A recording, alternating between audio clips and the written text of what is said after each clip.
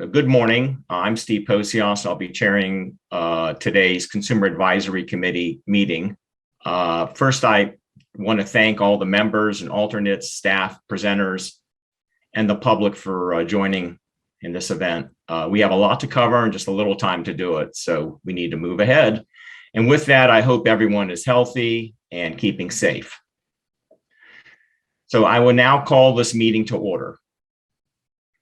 Before proceeding with a roll call, we have several important keynotes from leadership to start us off.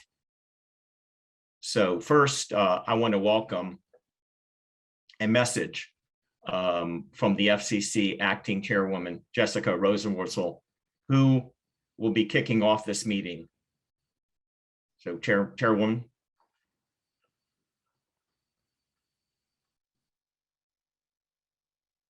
Hello, and welcome to the latest meeting of the FCC's Consumer Advisory Committee.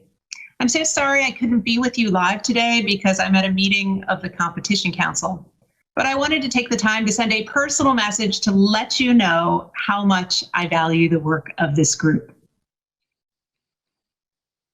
Part of the FCC's mission, and this committee has helped guide and shape the Commission's consumer protection agenda for more than 2 decades. And I think your work has never been more relevant and more important than it is right now. In fact, just this week, the Commission advanced a new proposal to prevent unwanted robocalls by applying stir-shaken caller identification to foreign-originated calls. Of course, it was back in 2018 that this committee was one of the first voices pushing for stir-shaken technology. And you are right. And we took your lead and we made it happen. Now, over the past year, the Commission has launched multiple efforts to help Americans stay connected during the pandemic, programs like the Emergency Broadband Benefit, which has already delivered direct relief to more than 5 million households across the country. Today, we're going to lean on your expertise to try to build on this progress and make sure these initiatives reach as many people as possible. In particular, we look forward to discussing consumer awareness and education, which are just so critical to this work.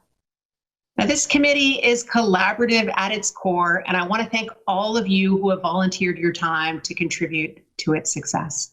Special recognition, of course, is due to our co-chairs, Steve and Deborah, and I want to also offer a hefty thank you to our committee members, and note that I'm especially grateful when you serve or lead on one or more working groups or subcommittees where the initial work of developing recommendations takes place. We're, of course, also grateful for the support of the leadership in the Commission's Consumer and Governmental Affairs Bureau, and to the countless subject matter experts from across the agency who freely share their knowledge with this committee. I say go ahead, make sure you use them. I also want to thank our AV staff and accessibility staff who make these meetings possible. And finally, thanks to Scott Marshall, Greg Halagian, and Catherine Langston, who support the committee's day-to-day work. Thank you again for your service on behalf of United States consumers. That's a big deal. Have a great meeting. Great. Well, thank you to the chairwoman for her pre-recorded comments, as well as her leadership here at the FCC. So next, we have a pre-recorded message from FCC Commissioner Brendan Carr, and we'll take that away.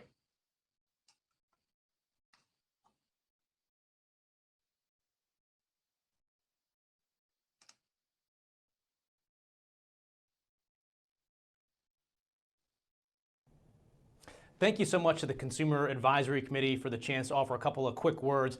First and foremost, obviously, I want to express my thanks and gratitude for all of you for participating in this committee. It does incredibly important work. I know that you all take this on top of your regular day jobs, which are full enough as is. The docket that's in front of you, I think, is some of the most important stuff the FCC does. And obviously, it's the consumer-facing stuff that people really notice. We have a lot of arcane things that we do with the FCC, from tariffing to accounting rules, but the stuff you're looking at right now is so important to the lives of everyday Americans. Obviously, robocalls is going to be top of the list for you all to tackle. I think we've made a lot of progress over the last couple of years in putting in place technologies that are going to help to finally break the back of these annoying calls. As you all know as well,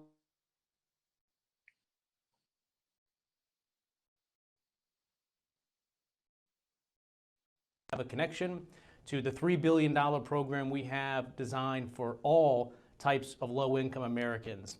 On top of that, we have the COVID-19 program that's underway. And so I think it's really important right now that we get the feedback from the experts on this group to make sure that the American people get the most bang for the buck. So what that means is we need extra focus on the execution and administration of these programs. We don't want to be in a situation a couple years from now where we look back and say, well, we spent billions and billions of dollars and didn't make enough progress getting Americans connected. I think the feedback that you all are going to provide the FCC is going to be critical to make sure we don't end up in that position. So thanks again for all the work you're doing on the committee. All right, that was Commissioner Carr, very helpful comments. And it's now my pleasure to introduce live the FCC Commissioner Jeffrey Starks for his opening statement. Well, good morning, everyone, and thank you, Steve. As you mentioned, I'm coming to you live here.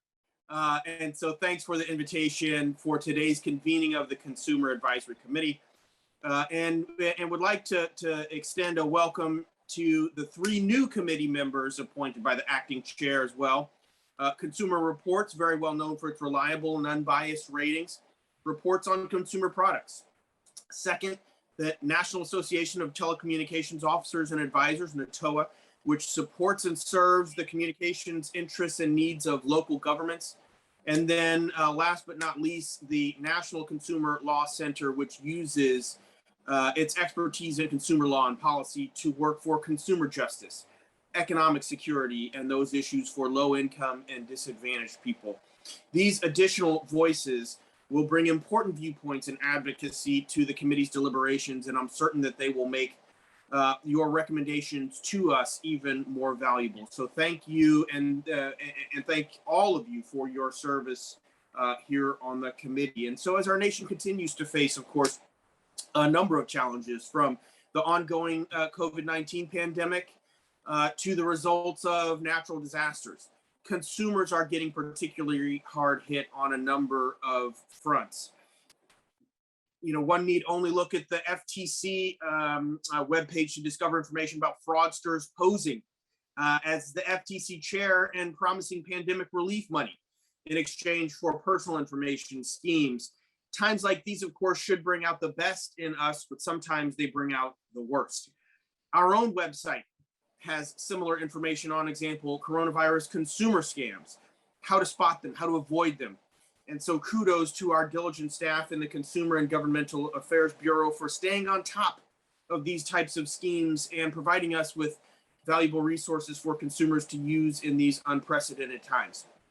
As the acting chair and Commissioner Carr spoke about, a big portion of our pandemic response efforts have been focused on broadband. And I was proud, of course, to have worked alongside all my colleagues over the last 18 months to implement those over $10 billion in emergency measures for telehealth, assisting our young learners, tackling internet inequality during the pandemic. We've also taken pandemic-related consumer protection actions, such as suspending service delivery compliance deadlines for the rural healthcare program to allow healthcare providers to focus on care for patients impacted by COVID-19. We've also issued waivers for our rules governing the provisions of relay services to allow providers to adjust to changed pandemic conditions, while all the while ensuring that consumers continue to have uninterrupted access to those important services. It's uncertain, obviously, as we all sit here, how many more weeks or months we'll be contending with the pandemic in those conditions, but I certainly pledge to continue to be a steadfast supporter of responsible actions we can take to ease burdens for those that are working to meet our communication needs and consumers for the duration. And it goes without saying, no discussion of the FCC's consumer protection efforts would be complete without addressing those unwanted and illegal, in many instances, robocalls and texts, which remain the Commission's biggest source of consumer complaints. The FCC estimates that some 46 billion robocalls were made in 2020 alone. UMail estimates that 4.1 billion calls were placed just last month, down from July's 4.2 billion. I'd love to know how many, if any of those, were car repair warranties that consumers have bought in the last year or so as the result of an illegal robocall. And I've fully supported our increased robocall enforcement efforts, including our proposal of the largest ever robocall fine under the TCPA, and the first action without issuing a prior warning to the alleged perpetrators. And that's because the TCPA has real teeth, the revised one, and I was pleased to support this action, which exercised the statute's expanded authority here. And so our consumer protection plate is full. And not just with pandemic and robocall matters. You know, what I would commend to you as consumers continue to be plagued, of course, by cyber data breaches as well. The one that comes to mind was recently experienced by one of our biggest carriers, marking the fifth such breach in 5 years, fifth breach in 4 years rather, but affected nearly 50 million consumers. Compromised data, including some of the most sensitive personal information, consumers' first names, last names, date of birth, social security numbers, driver's license information. We should all be paying attention here. And so thank you for your continued hard work on all of the slate of these issues. The Consumer and Governmental Affairs Bureau and its staff, with all the support that they give to this committee, and everyone, of course, as always, I trust that you'll have a great meeting and be safe and be well. Thank you. Thank you, Commissioner. Appreciate your being live and sharing those comments with me. I have to admit one thing. This morning, I erased a voicemail that was on my phone offering me a warranty on my vehicle. So that was spot on. Thank you again. So finally, we have the Chief of the FCC's Consumer and Government Affairs Bureau, Patrick Weber, who has his opening remarks. Patrick. Thank you, Steve, and good morning, everyone, and welcome to the first meeting of the 11th term of the Consumer Advisory Committee, or CAC 11, as we'll affectionately call it. We're very excited that the CAC is back together again, and confident that everyone is refreshed and ready to tackle the telecommunications challenges facing American consumers. CAC 11 is well balanced, with 32 members, including nonprofit organizations representing consumers, communications companies and trade associations, regulators, and other stakeholders, as well as 3 individuals serving on their own behalf. We thank you for your dedicated service to the Commission and to American consumers. I'd like to extend a warm welcome to our CAC Chair, Steve Posiask, and our Deputy Chair, Deborah Berlin, for their continued leadership of the CAC. I'd also like to thank Acting Chairwoman Rosenworcel, Commissioner Carr, and Commissioner Starks for their remarks. And one other thing I'd like to thank my colleague, Scott Marshall, the CAC's designated federal officer, Greg Halegian, the CAC's deputy designated federal officer, and our reader assistant, Catherine Langston, who've done so much behind the scenes to make the CAC's work possible. We're focusing today's session on a broad review of the Commission's recent actions and our ongoing work on consumer-related issues. We're setting aside time for CAC members to ask questions about these items at the end of each session. We'll also have an opportunity for a more general discussion toward the end of today's meeting. Much has happened on the consumer protection front at the Commission since the CAC last met. On the robocalls front, the Commission took several actions to implement the requirements of the Trace Act and to crack down on unwanted robocalls by enabling more call blocking and requiring the implementation of stir and shaken. We've also revised and clarified certain provisions of our TCPA rules to further protect consumers from unwanted calls. And as you've already heard, the Commission's also been very busy implementing COVID-19 pandemic relief and stimulus programs established by Congress in the last several months, including the Emergency Broadband Benefit Program and the Emergency Connectivity Fund. You'll be hearing lots more about these recent Commission actions during our meeting today. And I want to express my thanks in advance to all the FCC staff members who will be providing our briefings. One other thing, I'd like to remind everyone about the nomination period for the 10th FCC Chairs Awards for Advancement in Accessibility, better known as the FCC Chairs AAA. This year, we're seeking nominations for innovative practices, technologies, and organizations that have creatively leveraged communications and broadband technology to break down accessibility barriers and ensure that people with disabilities are able to participate equally, despite the challenges associated with the ongoing pandemic. The nomination period for the FCC Chairs AAA continues through September 17th, 2021, which is next Friday. So please get your nominations in. For more information on the award or how to apply, you can email us at fccaaa@fcc.gov. Thanks again. I'll now hand the virtual gavel back to Steve to introduce the next segment of our program. Well, thank you, Patrick. And also thanks, to acting chairwoman and our commissioners for their comments and the continued leadership of all of you here at the FCC. Thank you. So today marks the fall 2021 meeting for the CAC, and it will be our first meeting of this 11th charter. At this time, I'd like to just take a moment just to recognize Deborah Berlin, the Vice Chair of the CAC. Good morning, Deborah. And let me just move ahead then to— Good morning. Good morning, Steve. It takes a second to unmute and put the video on, but good morning. Good morning, everybody. Yeah, great seeing you. So we have a busy schedule, Deborah, and with that, let me go ahead and start by taking roll. So as I call your organization's name, please turn on your audio and video back on, and then pause for a second or two, state your name, and then afterwards, you're marked present, then mute your audio and turn off your video. It's going to take a little bit of time to do this, but I think it's important that we get everyone counted for the public record. So I will begin roll call by calling on who else but the CAC's Vice Chair, Deborah Berlin. Deborah?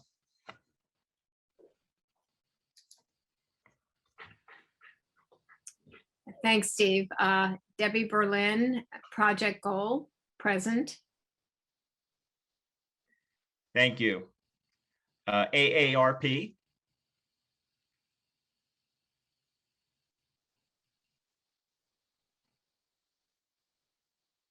AARP is DeWitt. Are you on?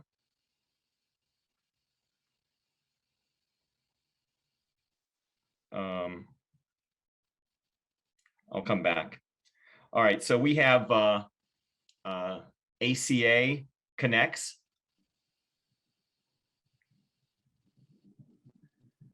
Hello, Brian Hurley. Hi, Brian. Hello, ACA Connects, present. Pleasure to be here. Okay. The American Council of the Blind, Clark Rockfall, are you there? Hi, this is Clark Rockfall with the American Council of the Blind. Good morning. AT&T, do we have a representative online?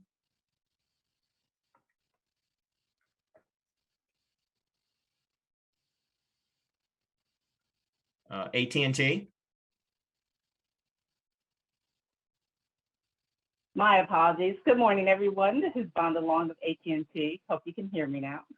We got you. Thank you. Call for action. Shirley Ruker, are you there?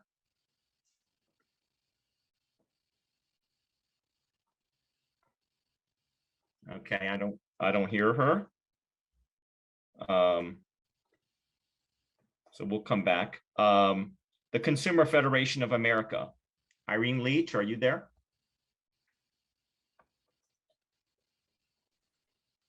Irene? Yes, I'm here, and I can't start my video. It says the host has blocked it, but I'm with the Consumer Federation of America. Good to hear you. All right. Next, let's go to consumer reports. Jonathan or George, either are you on?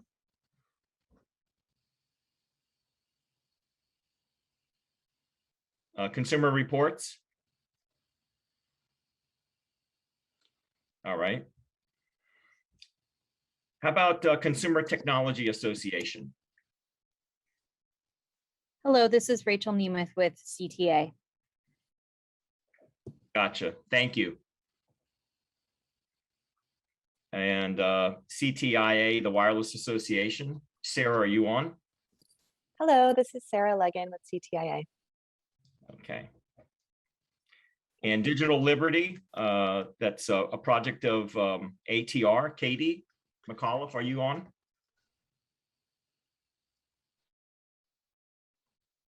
Katie? All right, the Digital Policy Institute. Barry Umansky? Yes, Steve. Yeah, Barry Umansky with the DPI. I'm here. Wonderful. Good to hear your voice. How about Encompass? Lindsay Stern? Hi, this is Lindsay Stern with Encompass. Got you. Thank you. Eric Cook, serving as an individual capacity. Eric, are you there? I am, Steve. Good morning. Eric Cook of Indiana, present. Wonderful. The LGBT Technology Institute. Ellie, are you on? Hi, good morning. This is Ellie Bissett with LGBT Tech. Wonderful. Got you. Okay. The Massachusetts Department of Telecommunications and Cable. Would that be Jocelyn? Are you there? I am. Good morning, Steve and everyone. Massachusetts Department of Telecommunications and Cable, present. Thank you. Good to hear your voice. And now we're off to Wes Morrison. He's serving as an individual capacity as a special government employee. Wes, are you on? Okay, I don't hear from Wes. Let's move on to the National Association of Broadcasters. Larry, are you on? Hi, this is Larry Walk from NAB, and my alternate Liliana Ranon is also present. Thank you. Wonderful. As noted, thank you. The National Association of State Utility Consumer Advocates. Thaddeus, are you on? Good morning. This is Thaddeus on behalf of Nasuka. Good to see everyone. Great. Okay, now the National Association of Telecommunications Officers and Administrators. And advisors, yes, this is Rick Elrod of Fairfax County, Virginia, for NATOA, sitting in as alternate for Mitzi Herrera. Good morning. Good morning. The National Conference of State Legislatures. Good morning. This is Abby with NCSL. Thank you for having me. Good morning, Abby. The National Consumer Law Center. Olivia. Hi, good morning. Olivia Wine, National Consumer Law Center, and I have a quick disclosure. I'm also on the board of directors of the Universal Service Administrative Company, USAC, but I'm not authorized to speak on behalf of USAC or USAC's board of directors. I'm here solely in my capacity as a staff attorney at the National Consumer Law Center. Thank you. Thank you. The National Consumers League. John, are you on? Hi, good morning, everyone. Yes, this is John Bria with the National Consumers League. I'm also joined by NCL's alternate, Cleo Stamatos, who's listening in on the call today. Okay. NCTA. We have anyone on for there? Hi, it's Radhika Bhatt from NCTA. It's nice to meet everyone virtually. Wonderful. I got you down. Next Century Cities. Good morning, everyone. Thank you for your work. My name is Francella Ochillo, and I am here on behalf of Next Century Cities. Thank you. Okay, Rural Rise, a project of the National Center for Resource Development. Good morning, Tina Metzer, Rural Rise, present, and I'm also joined by the alternate Joseph Kapp. Thank you. Wonderful, thank you. All right. Michael Sanatorelli, excuse me. He's serving in his individual capacity as a special government employee. Michael, are you there? Michael Santorelli?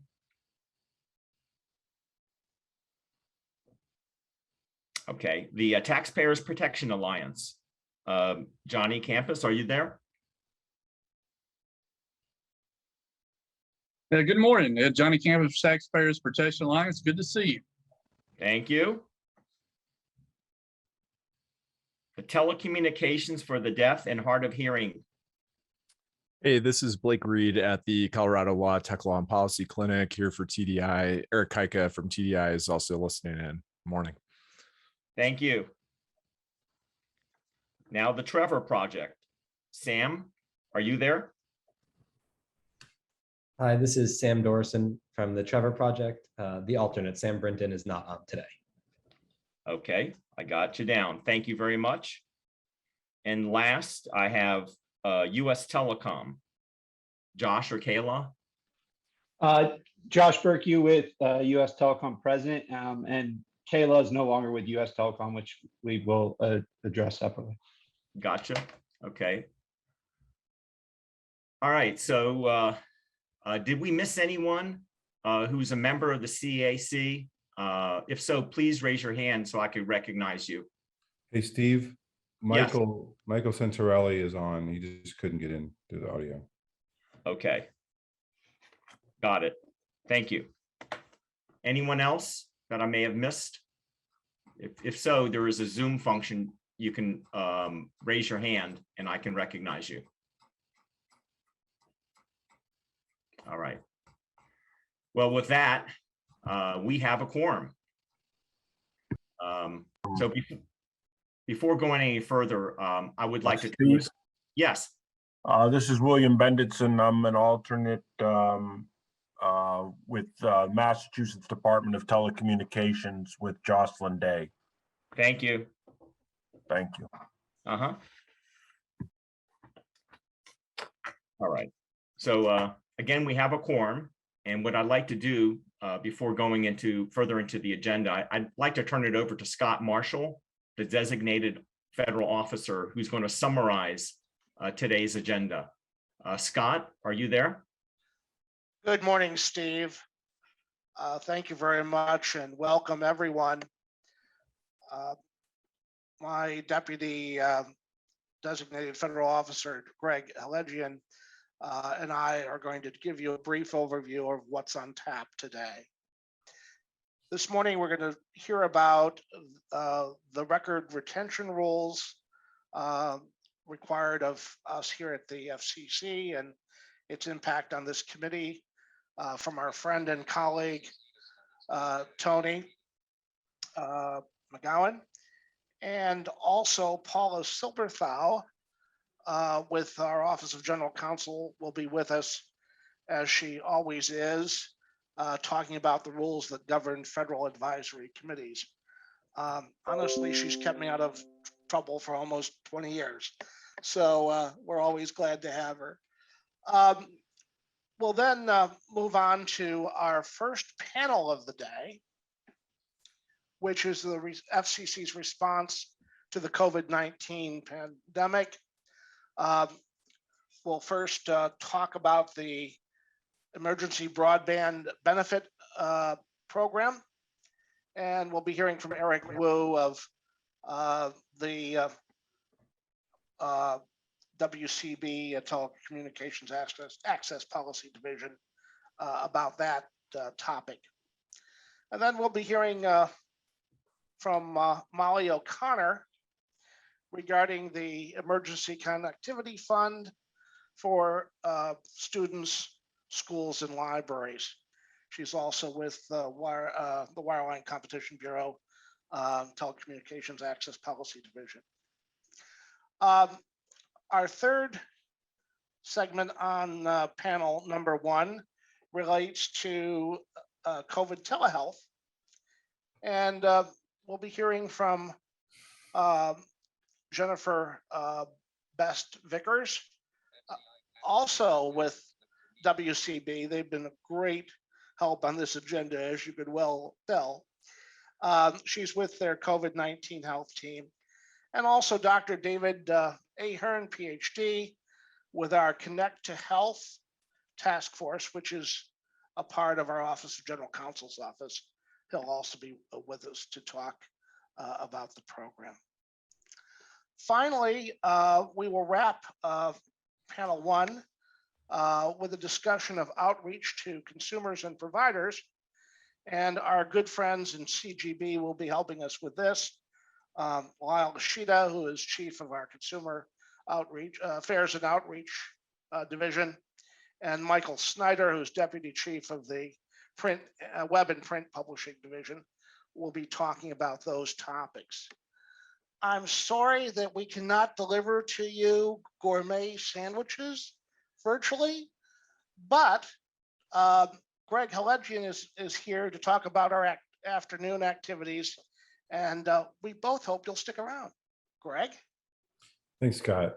So after our 20-minute lunch break, we're going to have the FCC staff panel number 2, and the focus is protecting consumers from unwanted robocalls and scams. And so the first panel is dealing with robocall enforcement. It's Daniel Stepinicic, attorney with EB, the Telecommunications Consumer Division, and then we'll move on to call blocking proceedings, who is going to be Jerusha Burnett, an attorney advisor with CGB's Consumer Policy Division. And then we have 3 more FCC speakers. Alexander Hobbs is going to focus on Stir Shaken. He's an attorney advisor in WCB's Competition Policy Division. And then next is Ed Bartholomew, the Associate Bureau Chief in CGB. He's going to talk about different kinds of consumer scams that we're dealing with lately. And then that will wrap our substantive piece of the meeting. And then we'll go into Q&A from the public and preview of future CAC meetings and activities. Thank you. Steve? Well, thank you. Thank you, Scott and Greg. So before we begin these panels today, let me just introduce Tony McGowan, the FCC Records Office. She's in the FCC Records Office. She's going to be discussing the Federal Advisory Committee Act rules and the records retention requirements. And she'll be followed by Paula Silberthal from the Office of General Counsel. And I ask here, as I will for the other panels, that we hold any questions to the end of the presentation. So with that, Tony, would you like to start? Sure. Thank you, Steve. My presentation is actually very short and very sweet because Scott and Greg are actually responsible for the majority of our requirements in records management. The Federal Advisory Committee records are to be maintained in accordance with General Record Schedule 6.2. I'll share an electronic copy of the disposition authority if folks want it, along with a checklist that outlines all the different types of documentation that will be required for us to accession to the National Archives in accordance with the retention schedule or at the termination of this committee, whichever is sooner. The disposition schedule 6.2 is media neutral, meaning it applies to all records, regardless of format. They can be paper, audiovisual, electronic.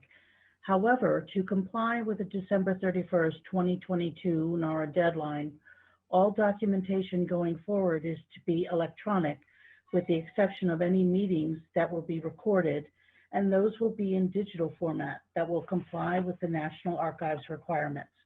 Our AV department is aware of these, and Jeff and his team are already set to provide the digital files to us. So what does this mean to all of you? Actually, it's pretty easy. All you will be required to do from a record keeping perspective is ensure that you provide the DFOs a complete and accurate record of the documents that the committee deliberates on and decides on. Scott and Greg have made this pretty easy. Every committee member must copy the DFOs on all the emails pertaining to the business of the committee or its working group. They've set up an FCC Lyris list management software that automatically archives this mail. The CAC members do not need to do anything special except use the lists that are provided to you. I'll work with Scott and Greg to archive all the records, including mail, at the term conclusion. I know this sounds pretty simple, and from your viewpoint, it really is. So as long as the list get all of the communications and all the documentation, you guys are off the hook.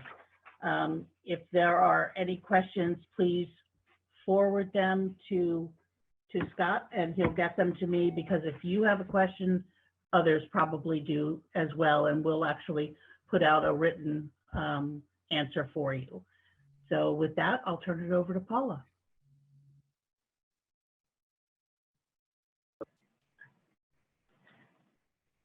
Thanks, Tony. I'm just unmuting here. Now, whoever is running the slides, are you going to put up? There we go. And I'll just quickly go through. I'm going to go through some of the general principles of the Advisory Committee Act, which some of you have heard already. And then I'm going to go into a few pointers that are sort of practical that may come up as you work on different projects or reports, or perhaps later divide into some subjects.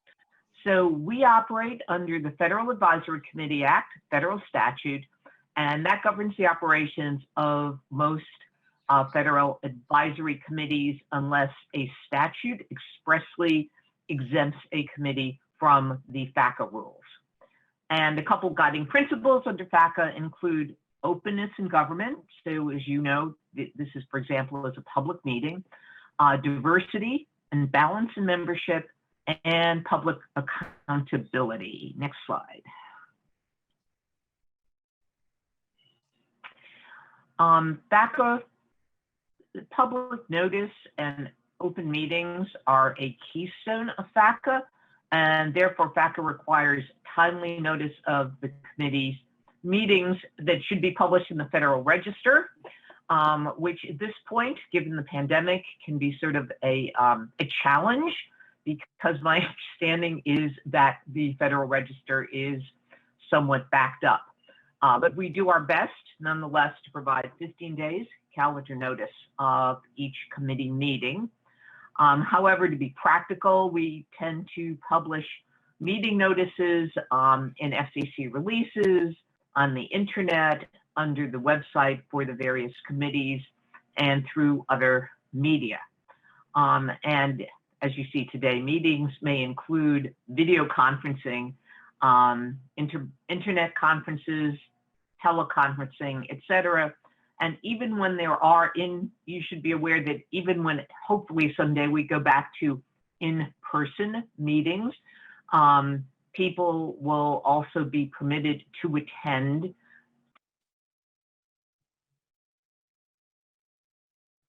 telephone or in any other way. Next slide.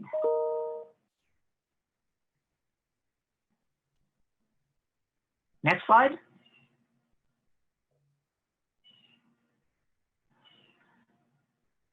Okay, as I said, the meetings have to be open to the public, and FACA permits submission of written statements to the committee from third parties, which we would maintain in our file. And time permitting or subject to the individual committee guidelines, sometimes members of the public may also address the committee at our public meetings. Next slide.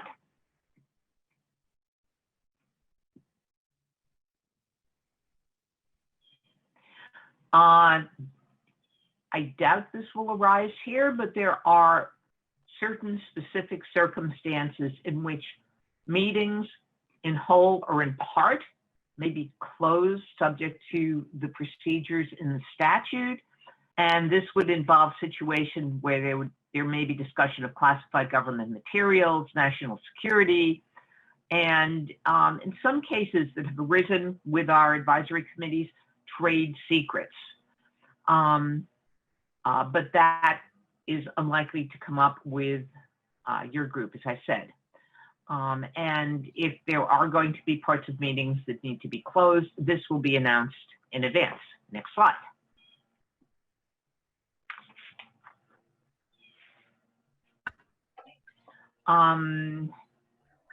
The commission is required to keep minutes of meetings, and we do so. And in most cases, we maintain for public accessibility a videotape of our meetings, so that anyone who is interested in the work of the committee has access to the minutes, to the video, to hear everything in, complete format, and also any documents we maintain can be accessed by the public. Next slide.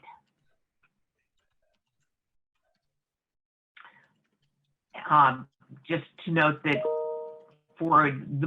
tends to be for the most significant information, we post this on committee websites.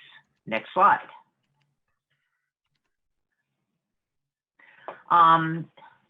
Now getting down to a couple more practical things. The role of your committee chair and vice chair. These are important folks. They serve as the focal point for the membership. You can contact them if you have questions. If there are legal questions, they or the DFO will get in touch with me. If it's record keeping questions, that will go to Tony and the records staff. Also, the committee chair and vice chair have a role in naming people to the working groups that may be set up, subject to the agency's approval. And as you know, they will conduct the committee meetings and participate in formulating meeting agendas. Next slide. The DFO and your assistant DFO, Greg, are very key players. They're responsible for, keeping things running and doing it properly. And their duties will include scheduling and calling the meetings, setting up the agendas, attending the meetings. If your committee chair or vice chair are not available, potentially chairing the meetings. And as Tony mentioned, maintaining the committee records. Also taking minutes of meeting. Next slide.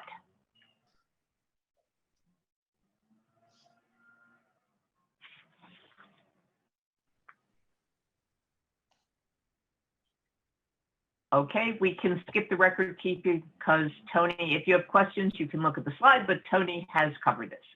Okay, this is pretty important. There are likely to be informal working groups. They're called working groups, sometimes called subcommittees. These are groups that actually operate sort of with confidentiality and privately. Unlike your FACA meetings, the informal working groups tend to meet privately.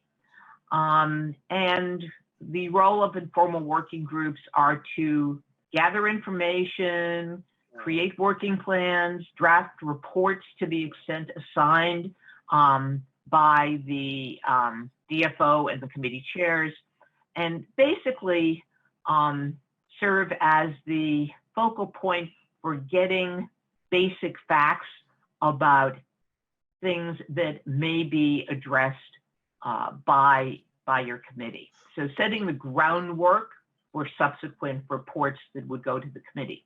Okay, next slide.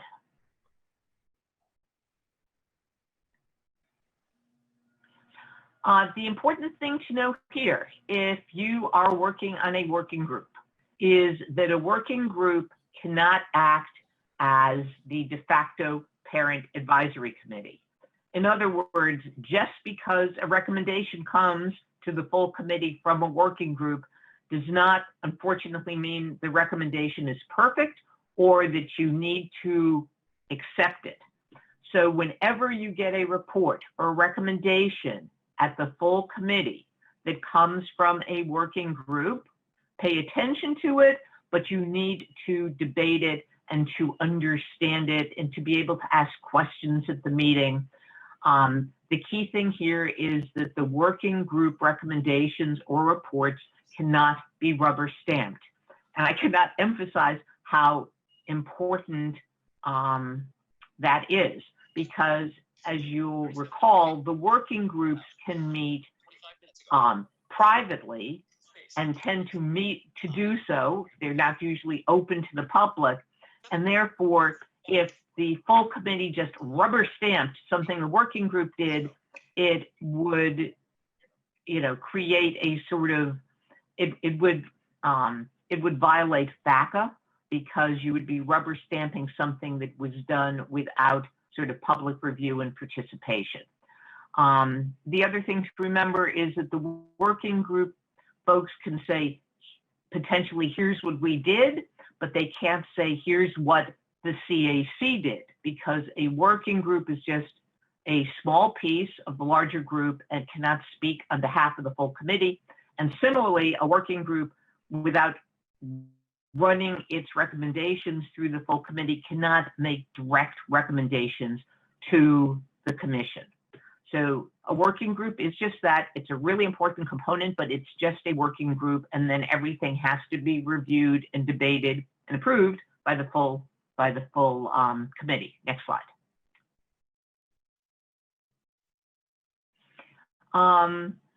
Neither the working groups nor the full committee can do surveys. And the reason, please remember this, because this tends to come up frequently. I don't know whether it's come up on the CAC in the past, but surveys, because in some ways, because you guys are established by the commission, anything that you do in terms of surveys would be subject to the Paperwork Reduction Act. So if you believe you need outside information that goes beyond what you could research online or beyond what individuals already know about, and you think a survey would be great, it really wouldn't be, because it would take several months to get approval from OMB. So if you want to get information from the public, please advise your DFO. There are various things that can be done to get, to help assist you in getting that information, but it can't be done through a survey of identical questions to more than 9 members of the public. We can put things online, we can post questions, we can ask online open-ended questions to try to get participation from the public, etc. But we cannot do formal surveys that would trigger the PRA, which, as I'm thinking, is more than 9 people being asked identical questions. I think that's the right number. Okay, next slide.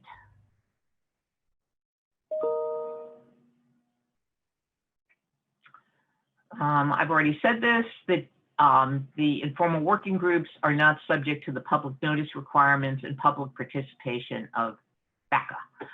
Also, working groups should be less than a quorum. Next slide.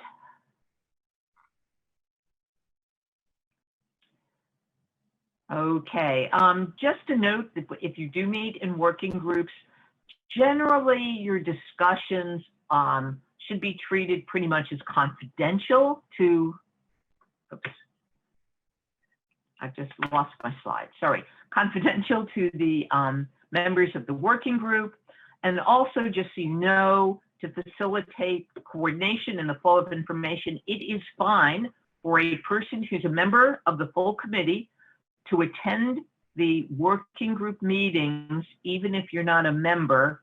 But if you're not a member and you're attending, then you should be only participate as an observer and not join in the discussions or vote. But it's fine if you want to sit there and just observe, so you understand what what other people on your group are working on. Next slide.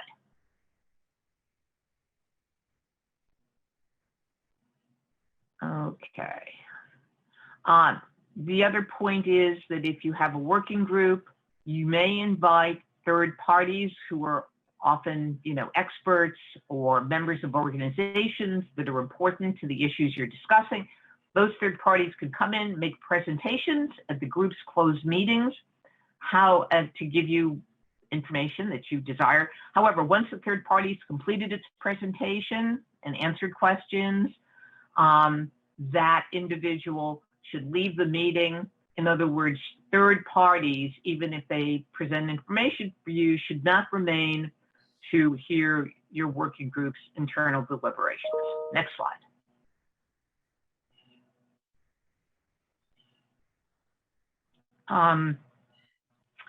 I believe you have an exemption that already applies to your ex-party communications, or else presumably Scott or Greg will work with me, and there'll be an exemption through some sort of public notice issued shortly.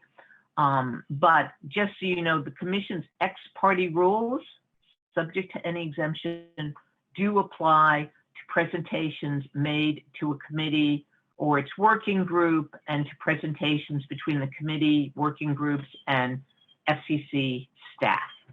So that's why, since often you may be talking about or working on pending items that are pending before the Commission, that is why we will most likely be issuing or have issued a PN providing for exemptions for your communications. Such exemptions would only apply to communications in your roles as members of the CAC.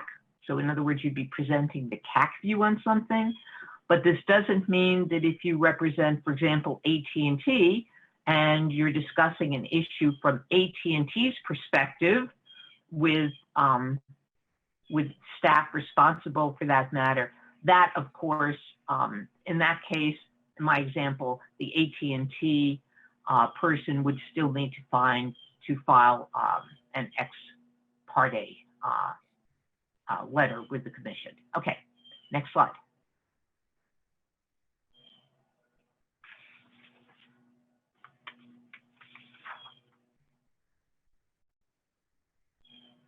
Whoops, we have one more slide.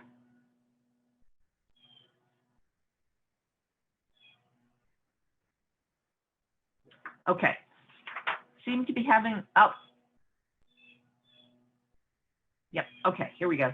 And so the last point is that from time to time, there have been occasions where members of a working group or the full committee have been asked to present their views, for example, in an opinion piece, to a paper, or to a radio station.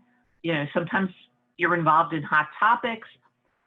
It's fine for you to make whatever presentations you want, but you should explain when you're doing so very clearly, either in writing or verbally, that the views that you're presenting are your personal views on these topics that are pending before the CAC, and just your individual views, not those of the full committee.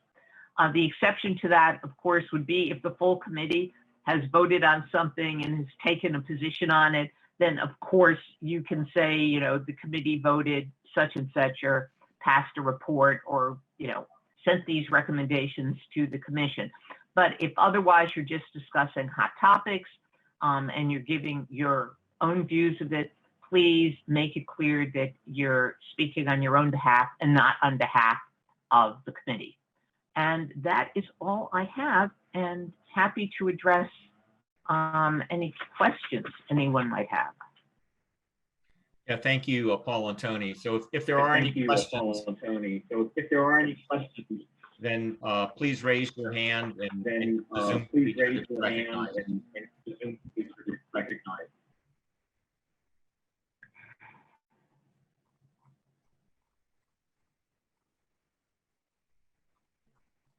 Okay, so let's move on with the agenda topic 1. If everyone else should be mute at this point. I'm getting a little bit of echo. So now let's move on to agenda topic 1. It's the FCC's response to COVID-19 pandemic. In the interest of time, I'm going to ask that we hold all the questions until the entire panel of speakers has completed their presentation. So let me introduce the first speaker here on the topic of Emergency Broadband Benefit Program. We have Eric Wu. He's the attorney advisor with the Wireline Competition Bureau in the Telecommunications Access Policy Division. Eric, are you there? Yes, I'm here. Yeah, please go ahead. Thank you, Stephen. Good morning, and thank you everyone for having me here to speak with you. I'll be providing an overview of the Emergency Broadband Benefit Program that Congress established in the Consolidated Appropriations Act of 2021. It is a $3.2 billion temporary program designed to assist households struggling to pay for internet service during the COVID-19 pandemic. Today, I'm going to explain what the benefit is, who's eligible for the benefit, and more about the EBB program. On December 27, 2020, the Consolidated Appropriations Act became law. The act, among other changes and actions intended to provide relief during the COVID-19 pandemic, established the Emergency Broadband Benefit Program to support broadband service and equipment for low-income households.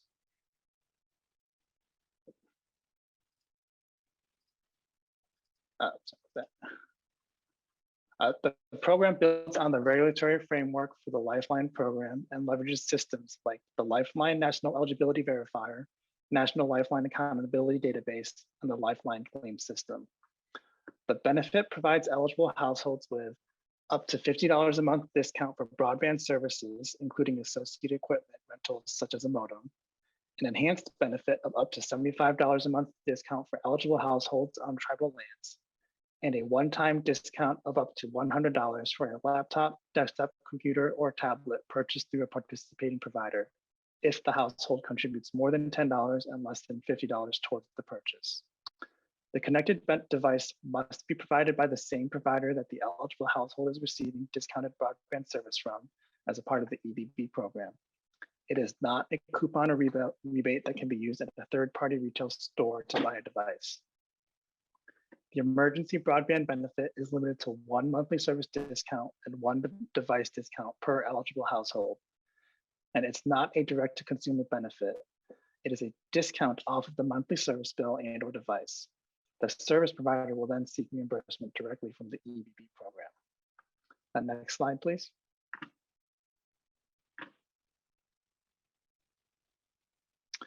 There are 5 eligibility categories for the benefit. I'm going to go over the first 4 on this slide and then cover the 5th on the next slide. Household is eligible if a member of the household meets one of the criteria below. They've received a Pell Grant in the current award year. They've been approved to receive benefits under the free and reduced price school lunch program or school breakfast program, including through the USDA community eligibility provision and the 2019 to 2020 and 2020 to 21 school years. And that this past Wednesday, we released a public notice that expanded eligibility to the current 2021 to 2022 school year as well. Another criteria is if a member of the household experienced a substantial loss of income due to a job loss or furlough since February 29, 2020, and the household had the total income in 2020 at below $99,000 for single filers or $198,000 for joint filers. Or if a member of the household meets the eligibility criteria for participating providers' existing low income or COVID-19 program. Keep in mind that a member of the household must meet only one of the eligibility criteria, and they do not need to meet all of the criteria for the household to be eligible. Next slide.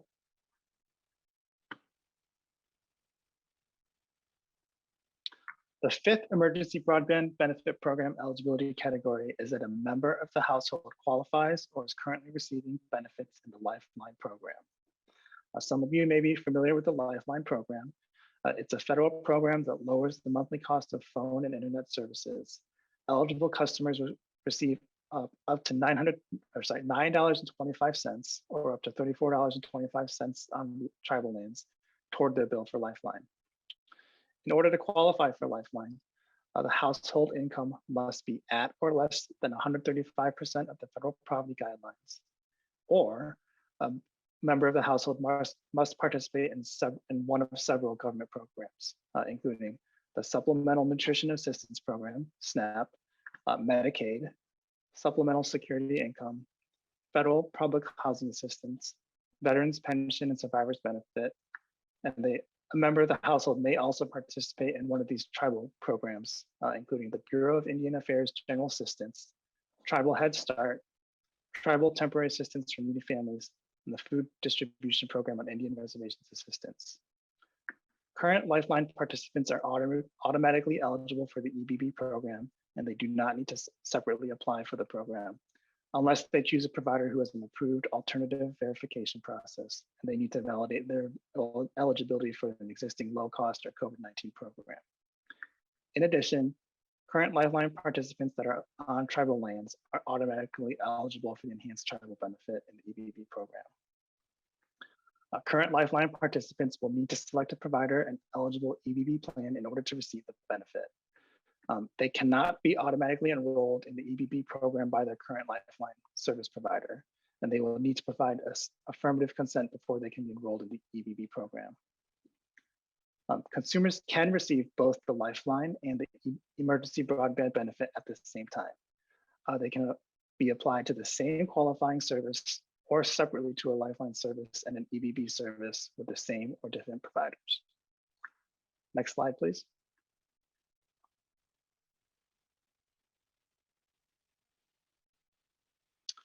So what is a household?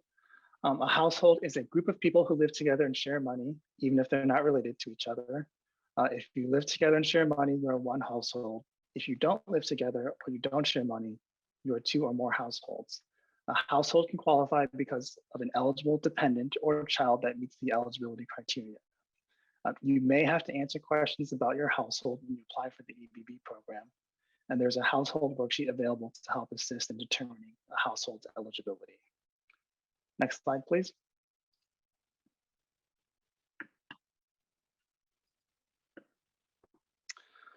The EBB program launched on May 12th, 2021. It is a temporary program, and once the program funds are exhausted, or 6 months after the Department of Health and Human Services declares an end to the pandemic, whichever comes first. The program is administered by the Universal Service Administrative Company, which also administers the Lifeline program. USAC hosts the application portal and the getemergencybroadband.org consumer website. There are over 5.3 million households enrolled in the EB program, and over 109,000 of those reside on tribal lands. Additional program data can be found at USAC's EBB program website. Next slide, please.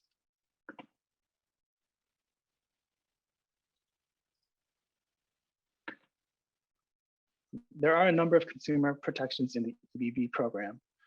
To avoid bill shock when the temporary program ends, the FCC included some important protections.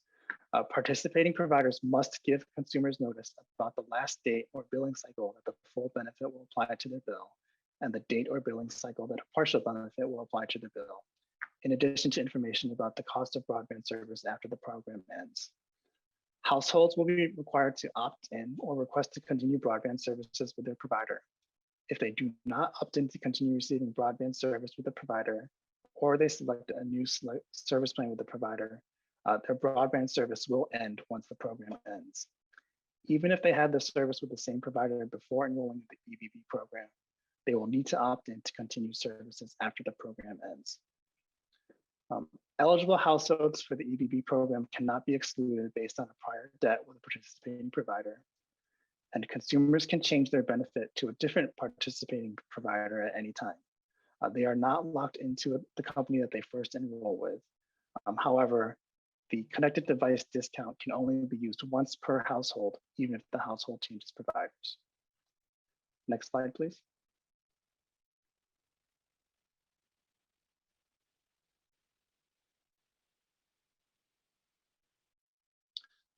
The EBB program is open to all broadband providers that meet program requirements, and not just those that are currently offering Lifeline services.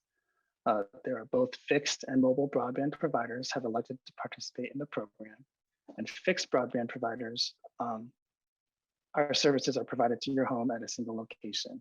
These include cable, fiber optic, DSL, satellite, and fixed wireless services, whereas mobile broadband services are device-based and available throughout the service provider's service area, similar to a cell phone service. You'll need to check with the broadband provider in the area to learn about plans for program participation. And there's a list of participating providers by state and territories at fcc.gov/broadband benefit. Additionally, consumers will be able to use USAC's Companies Near Me tool on the getemergencybroadband.org website to look up service providers offering services near their zip code. Not all providers plan to offer connected devices through the program, and you will need to look at, you'll be able to look at providers that are offering devices at fcc.gov/broadband benefit. Thank you, and I will now turn it back over to Steve for the next presentation.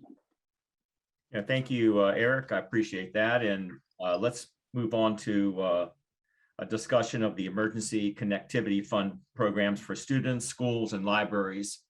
Our presenter today is Molly O'Connor, attorney advisor for the Wireline Competition Bureau and the Telecommunications Access Policy Division.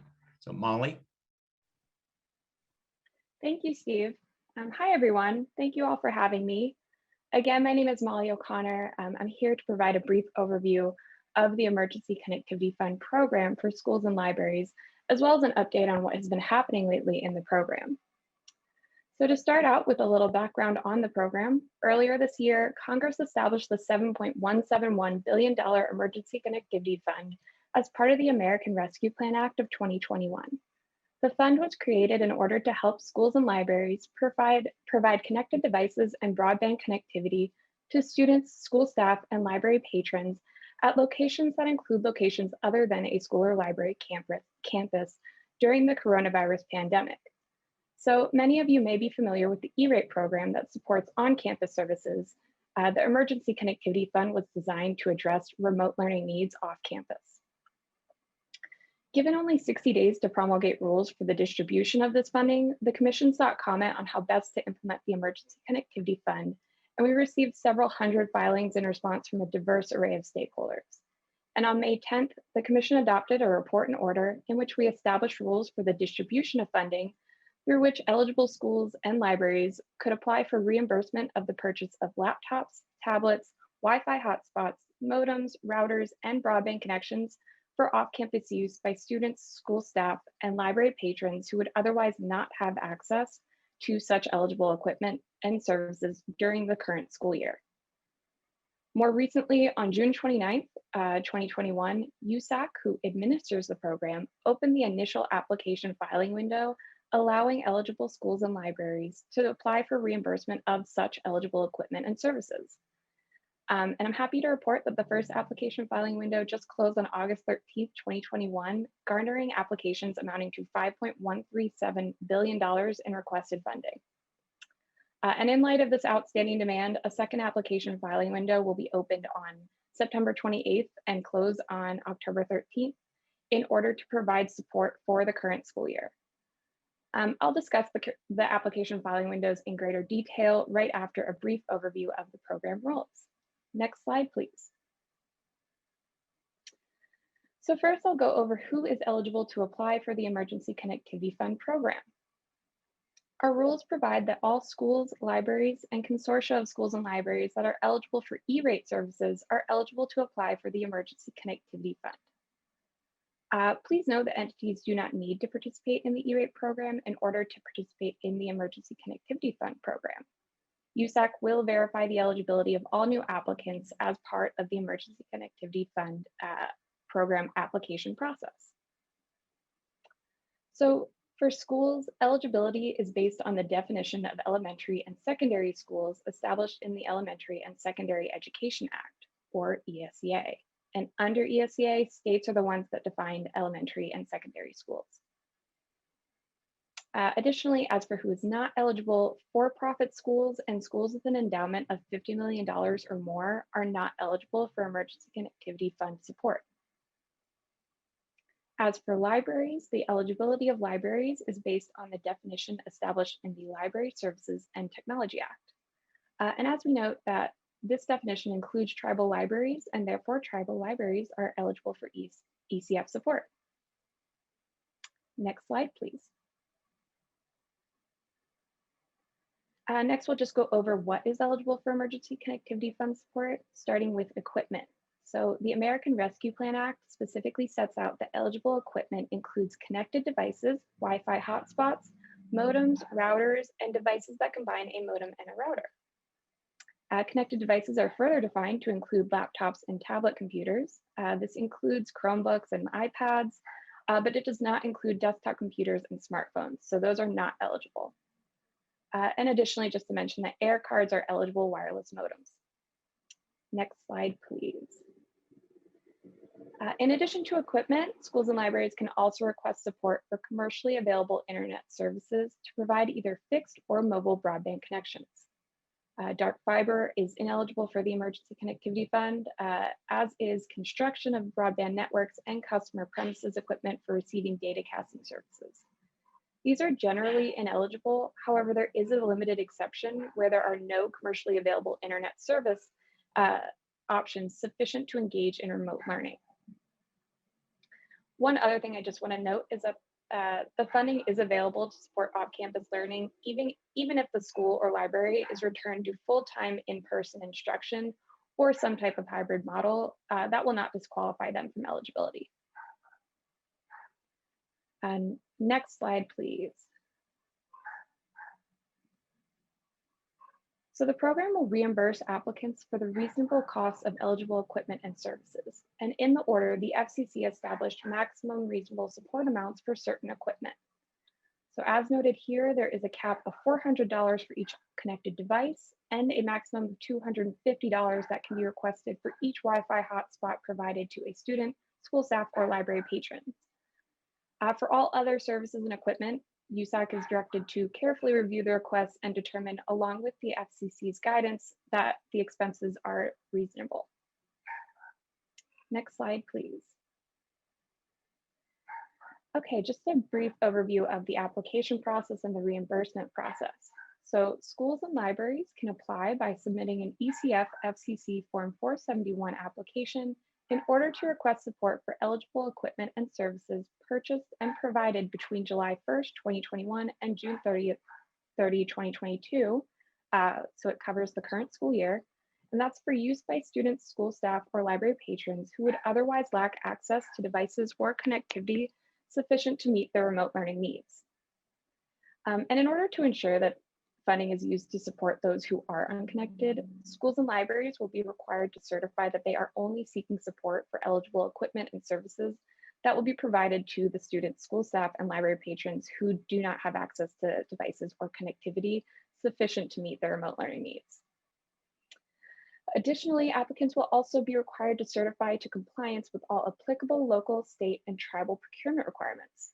They will not be subject to a program-specific competitive bidding process like they are in the E-rate program. And now that we've completed one application filing window, I also wanted to discuss the invoicing process. So there are two ways for applicants to request reimbursement for eligible equipment and services through the program. Applicants and service providers who agree to invoice on behalf of an applicant may submit a request for reimbursement once the services and equipment have been received or delivered consistent with what was approved on the ECF FCC Form 471 application. And on the next slide, I will discuss the first application filing window. So USAC opened the initial 45-day application filing window on June 29th, and it was closed recently on August 13th, 2021. As I mentioned, the FCC received requests for $5.137 billion in order to fund 9.1 million connected devices and 5.4 million broadband connections during the first filing window. We received applications from all 50 states, as well as American Samoa, Guam, Northern Mariana Islands, Puerto Rico, US Virgin Islands, and DC.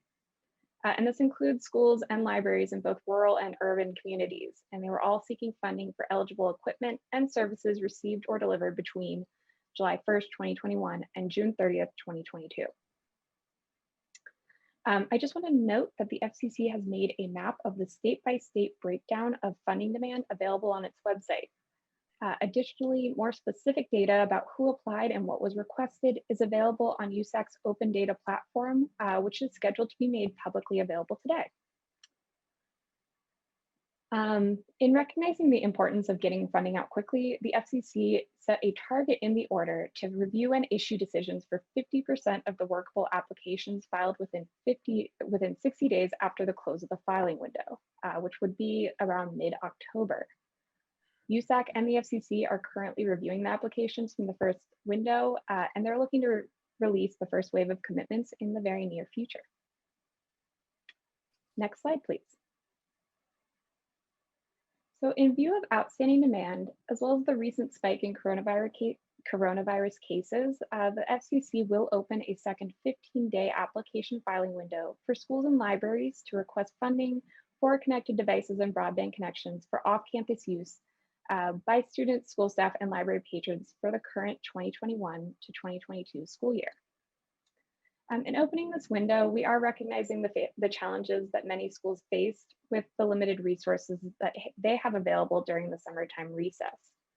So USAC will open the second application filing window on September 28th and close it 15 days later on October 13th, 2021. And given that the demand was so great during the first window, and there is a chance that demand may exceed the available funding in the second application filing window, the rules also establish a mechanism for prioritizing applications based on their E-rate Category 1 discount rates. And it will also be provided that a 5% increase will be provided to rural schools and libraries. Next slide, please. Finally, I just wanted to provide a number of Ecf program resources. Specifically, in order to apply, which you can access the application along with general information about the program at the ECF website, which is www.emergencyconnectivityfund.org. Additionally, the FCC regularly updates its website with the most frequently asked questions about the program, which is also linked here at emergency-connectivity-fund-FAQs. For all other ECF related inquiries, there is a customer service center specifically dedicated to answering questions about the application process and all things Emergency Connectivity Fund program related. And this can be reached by calling 1-800-234-9781. The line is open from Monday to Friday from 8 a.m. to 8 p.m. Eastern Time. This concludes my overview of the Emergency Connectivity Fund program. So I will pass it back to Steve. Thank you all. Well, thank you, Molly. Let's turn our attention to the COVID-19 telehealth program. We have two speakers on this topic, Jennifer Best Vickers and David Ahern. Jennifer is the attorney advisor with the Wireline Competition Bureau on the COVID-19 telehealth team. And David is a senior advisor with the Office of General Counsel, the council's Connect to Task Force, Health Task Force. So let me go ahead and turn it over first to Jennifer and then David. Thank you, Steve. Good morning, and thank you for having me. My name is Jennifer Best Vickers, and I am an attorney advisor in the Wireline Competition Bureau. And I have had the distinct pleasure of working on both round 1 and round 2 COVID-19 telehealth teams. As you may know, the COVID-19 telehealth program was established by Congress as part of the CARES Act in early 2020 in response to the COVID-19 pandemic. Congress appropriated $200 million to the FCC to provide healthcare providers with funding to purchase tools necessary to treat patients remotely, and by doing so, mitigate the spread of COVID-19. Oh, my apologies, next slide. During round one, the COVID-19 telehealth program garnered a lot of interest. The FCC received over 4,000 applications. The telehealth team reviewed applications on a rolling basis and awarded $200 million in funding to 539 applicants in 47 states, the District of Columbia, and Guam. Next slide. With the success of round 1 and with COVID-19 continuing to ravage our country, Congress appropriated an additional $249.95 million to the COVID-19 telehealth program through the Consolidated Appropriations Act in December of 2020. Next slide. Congress did not require any eligibility changes to round 2 of the program. For both round 1 and round 2 of the program, in order to be eligible to receive funding, applicants had to be or must be nonprofit and public healthcare providers that fall within the categories listed on this slide. While these categories are similar to those in the rural healthcare program, both rural and urban applicants may participate in the COVID-19 telehealth program. Next slide. As for eligible services and devices, healthcare providers may receive funding for information services and devices to enable them to provide remote patient care. For instance, providers can receive funding to expand their internet network capabilities, security, and stability, as well as increase their cellular connectivity and voice services. In addition, funding is available for devices that allow providers to monitor their patients remotely when in a brick and mortar facility, mobile unit, or from the patient's own home. Next slide. The items most frequently requested are, and from across both programs, are telehealth and video conferencing platforms and subscriptions, internet services and network upgrades, computers, laptops, telemedicine carts, and peripheral devices for providers, cell phones and tablets for patients, as well as cellular and internet service for patients, so to allow patients to communicate with their providers remotely. Also popular are patient monitoring devices that allow providers to assess patients with acute and chronic health conditions in real time without the patient even leaving their couch. Next slide. The Consolidated Appropriations Act required the FCC to make some policy and procedural changes to round 2 of the program. Those changes include establishing a system to evaluate and prioritize applications, ensuring that all 50 states, territories, and the District of Columbia receive funding across both rounds of the program, and provide applicants with the ability to supplement their application before it is denied by the Commission. Next slide. As required by Congress, the FCC established an objective and transparent scoring system. The FCC identified 9 evaluation metrics and weighted the scoring for each metric to target funding to those healthcare providers that most need telehealth funding. As you can see on the slide, healthcare providers receive 15 points if they are in a hardest hit area, a low income area, a tribal community, or did not receive funding but applied for funding during round 1. The points are cumulative, meaning that the applicants can receive points for each individual metric, but cannot receive any more than 95 points. Also, the metrics for that you can receive 10 points for and 5 points for are listed on this slide. Next slide.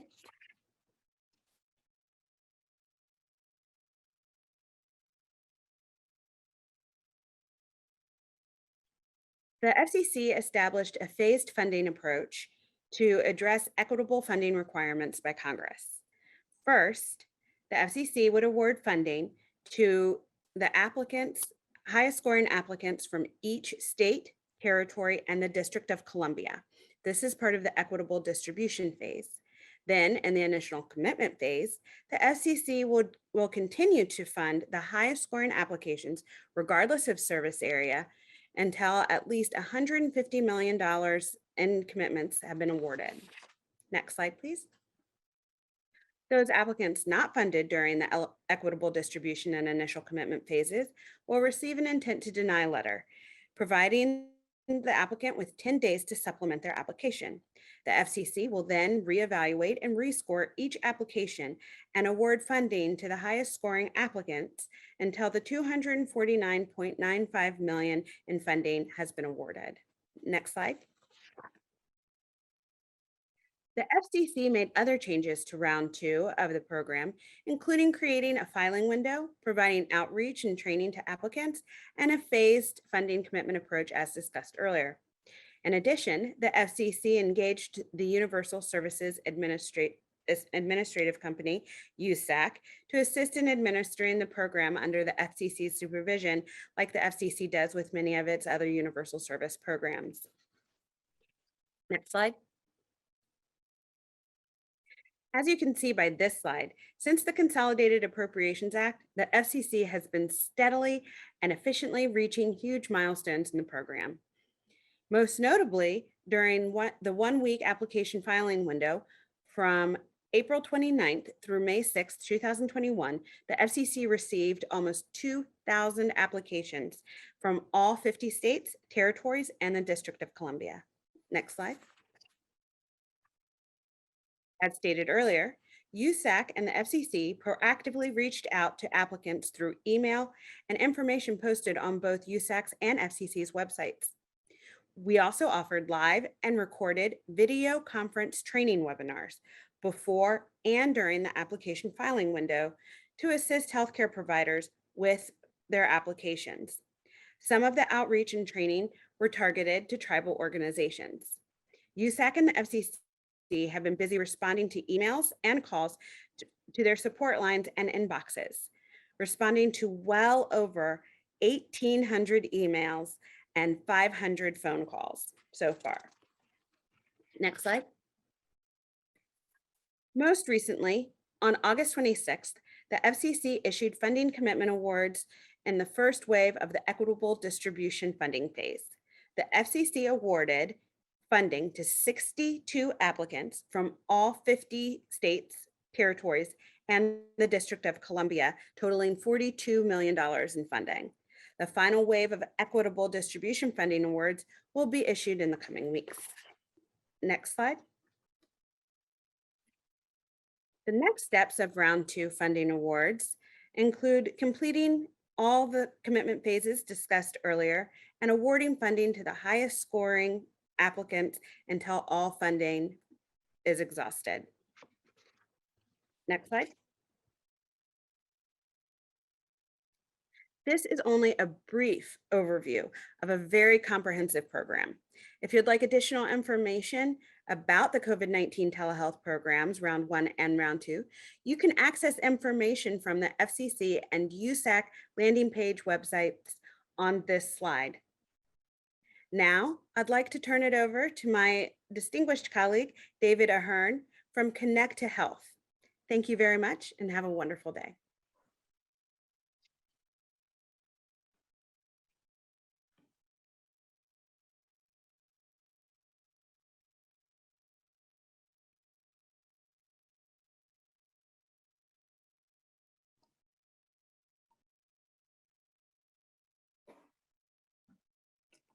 Hey, David, do you have your Yes.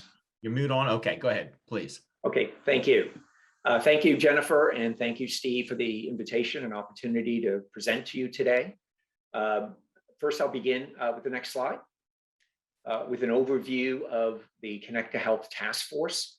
The Connect to Health Task Force is comprised of a senior level team in the Office of General Counsel of the FCC and is chaired by Acting General Counsel Michelle Ellison.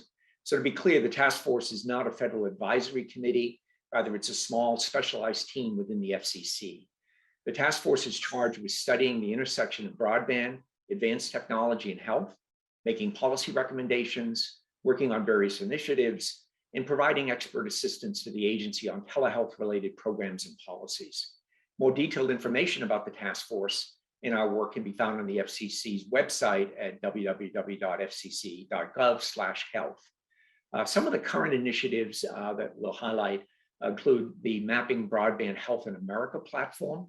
The task force conceived and created this mapping platform to serve as a valuable interactive tool for public and private stakeholders to visualize key cross currents in broadband and health data at the national, state, and county levels.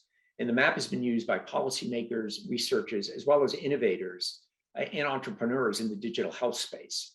The task force is currently working on significant updates to the platform, including incorporating substance use and opioids related data that Congress has requested. We believe this update is especially timely given the profound impact of and critical need for telehealth and other broadband enabled health solutions during the ongoing pandemic, and to help address another ongoing national public health emergency, that is the opioid crisis, which tragically worsened last year. Another initiative is the Linking and Amplifying User-Centered Networks through Connected Health, or LAUNCH initiative. This initiative focuses on promoting broadband-enabled solutions for individuals with cancer in rural Appalachian counties of Kentucky. This work, along with other studies of broadband and health conducted by the task force, has advanced our understanding of the relationship of broadband access and adoption to cancer incidence and mortality. And I'll speak a bit more about this initiative shortly. Another initiative, new initiative of the task force is the Broadband as a Social Determinant of Health initiative. This initiative is focused on advancing broadband as a recognized and established social determinant of health. The task force has conducted several studies which provide evidence supporting this case, and we're seeing more interest across the health policy and health research spectrum research community, showing a relationship between broadband access and adoption and health outcomes and mortality. I'd like to also conclude with a summary of the support for the COVID telehealth program that the task force has provided, and also the health and healthcare benefits of the program. Next slide. So the vision of the task force, one that really guides our work, is that everyone connected to the people, services, and information they need to get well and stay healthy. So this helps inform our work and keeps us focused on the larger goal of having everyone connected. Next slide. The objectives overall of the task force are to promote effective policy and regulatory solutions, identify where there are barriers to those solutions, strengthening the nation's telehealth infrastructure through broadband, and raising awareness about the public, to the public, of the value proposition of broadband, where we think the health use case is particularly compelling to the public in terms of the importance of broadband. Next slide. So it really is the broadband health imperative work that we do within the task force, and that we believe strongly that the future of public health is fundamentally premised on the widespread availability and accessibility of high-speed connectivity by healthcare providers, public health departments, and consumers alike. So having access to high-speed broadband really is critical to improving health and healthcare. Next slide.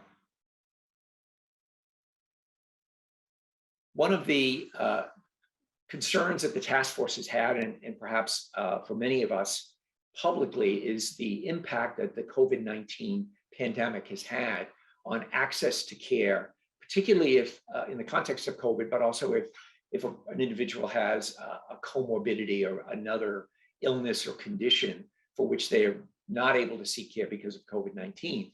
And I share this slide, which was published and presented by Dr. Ned Sharpless, the director of the National Cancer Institute, where there was a study done projecting through a modeling approach what the cumulative excess deaths from colorectal and breast cancers alone would be related to lapses in care, both screenings and care delivery for cancer from 2020 to 2030. So what this article prospectively projects is an excess of 10,000 deaths for these two cancer types as a result of the lack of screenings and care. So this certainly raises a high level of concern, and one in which we think connectivity could be part of the solution. Next slide. The other observation through the pandemic that was known, but clearly the spotlight has been put on the structural inequities in healthcare within the healthcare system. And this is viewed, and this is shown in the racial disparities distribution in COVID-19 deaths, that persons of color have disproportionately higher rates of death and complications to COVID-19. And this disparity is one that has become particularly acute in the context of the COVID pandemic. Next slide. And a final public article was through an evaluation of Quest diagnostic data during the pandemic, in 2020, where 3 in 5 US adults have avoided or delayed in-person healthcare. 1 in 3 Americans who have a chronic health condition reported that their condition had worsened during that period, and that 1 in 5 Americans had skipped or delayed blood work or lab testing during this time. And what the concerns of this are that there will be this significant increase in worsening of conditions and health status and need of care post-pandemic that we're sort of anticipating as a result of these changes. Next slide. So in the context of the work of the task force, this particular initiative that I mentioned earlier, the Launch Collaborative, the Launch Initiative, really does address some of these barriers and burdens that have only been made worse by the COVID-19 pandemic, and particularly in rural areas of the United States where access to care is limited through either limited access to connectivity and geography in terms of distance from clinical centers. So in 2017, the Federal Communications Commission and the National Cancer Institute signed a memorandum of understanding with colleagues from the University of California, San Diego Design Laboratory, and Amgen as the private entity that joined the University of Kentucky Markey Cancer Center in focusing on addressing the burden of cancer care for individuals living in rural counties of Appalachian Kentucky, where although 3 or 4 hours from Lexington, the cancer center, Markey Cancer Center, the distance alone is tremendously burdensome. And then access to care through connectivity is limited. So bringing broadband solutions to these communities, particularly those counties with limited broadband access, was a really important part of our work. And you can find more details about our reports and our publications of the work over the last 4 years on the website that we provided earlier. Next slide. And one part of the work that was done in the Launch Initiative was really using the broadband mapping and health tool in looking at those counties, specifically in the Appalachian region of Kentucky, that had what we term double burden status. That is, having low internet access and high mortality rates related specifically in this case to lung cancer. And we were able to identify those counties, and those counties are those that would benefit perhaps the greatest from increasing broadband access and addressing sort of the cancer burden and cancer morbidity to reduce those mortality rates. And that's part of the work that we've been doing. And we have a specific study looking at the broadband and cancer relationship through the data analysis work of the team. And we have a paper that we'll be submitting for publication soon that demonstrates this double burden concept and really provides, I think, an important resource for researchers and health policymakers to really target those communities that could have the greatest benefit from receiving broadband and having access to care. Next slide. So to conclude, the health and healthcare benefits of the COVID-19 telehealth program have really become quite clear as we're seeing more studies actually being published. It really highlights the critical role of broadband in supporting telehealth and telemedicine, and that the project funding programs like the COVID-19 telehealth program can help fill the gaps in access to care created by the pandemic. It addresses the need for connected health devices to support remote patient monitoring and virtual care, which increased dramatically, as most folks may know, during the pandemic, as a way to continue to stay connected and hopefully mitigate some of those projections of a worsening state of health status related to the pandemic. And finally, to help bridge the digital divide and reduce the health inequities that we know exist in the healthcare system. So I'll conclude with that and look forward to any further discussion. Thank you. Okay, well, thank you, Jennifer and David, for that. Let's just turn to the last speakers here. We have on the topic of outreach to consumers and providers, we have Lyle Ashita, the division chief for the Consumer and Government Affairs Bureau at the Consumer Affairs and Outreach Division. And then we'll have Michael Snyder, the Deputy Division Chief at the Consumer and Government Affairs Bureau at the Web and Printing Publishing Division. So Lyle, are you ready? I am, and thank you very much, Steve. Mr. Chairman, Madam Vice Chair, esteemed members of the Consumer Advisory Committee, my longtime friend and colleague, DFO Scott Marshall, Deputy DFO Greg Kalijian, and ladies and gentlemen on the live stream, I'm Lyle Ishida. Aloha kakahiaka, a warm and pleasant good morning to all of you. It's a pleasure and honor to take a few minutes to discuss our outreach efforts surrounding the emergency broadband benefit and other FCC COVID-19 response programs. Our team has supported consumers and consumer-focused entities by socializing the COVID-19 response programs you've just heard about, fielding inquiries and ensuring partners and others get connected with the right people for help. And additionally, I just want to reinforce something that you heard Patrick discuss earlier in this session about the FCC Chair's Awards for Advancement in Accessibility. This year's awards focus on notable technical, policy, and practice achievements to provide accessibility to the disability community during the challenges of the pandemic. Our nomination period approaches, and we want to build awareness of the award, its history and purpose, and nomination procedures, and they're all available at www.fcc.gov/FCCAAA. And we hope to engage all of you on the stream in the next version of the award. So please join us there. But as the primary consumer-focused program to help households deal with the challenges of the pandemic, I'd like to focus my comments today about our outreach and education efforts surrounding the Emergency Broadband Benefit, EBB. Next slide, please. Oh, sorry about that, Greg. Keep that back to the first. Sorry, backwards. Sorry. As the only direct consumer benefit program included in the FCC's COVID-19 response efforts, EBB has been our primary focus and involves a number of complementary work streams. Among the most relevant are presentations to community groups, national and state advocacy and governmental organizations, local houses of worship, and neighborhood leaders. As soon as the legislation authorizing this program was announced, we knew that partnering with trusted local voices would be critical to the success of the program and building awareness.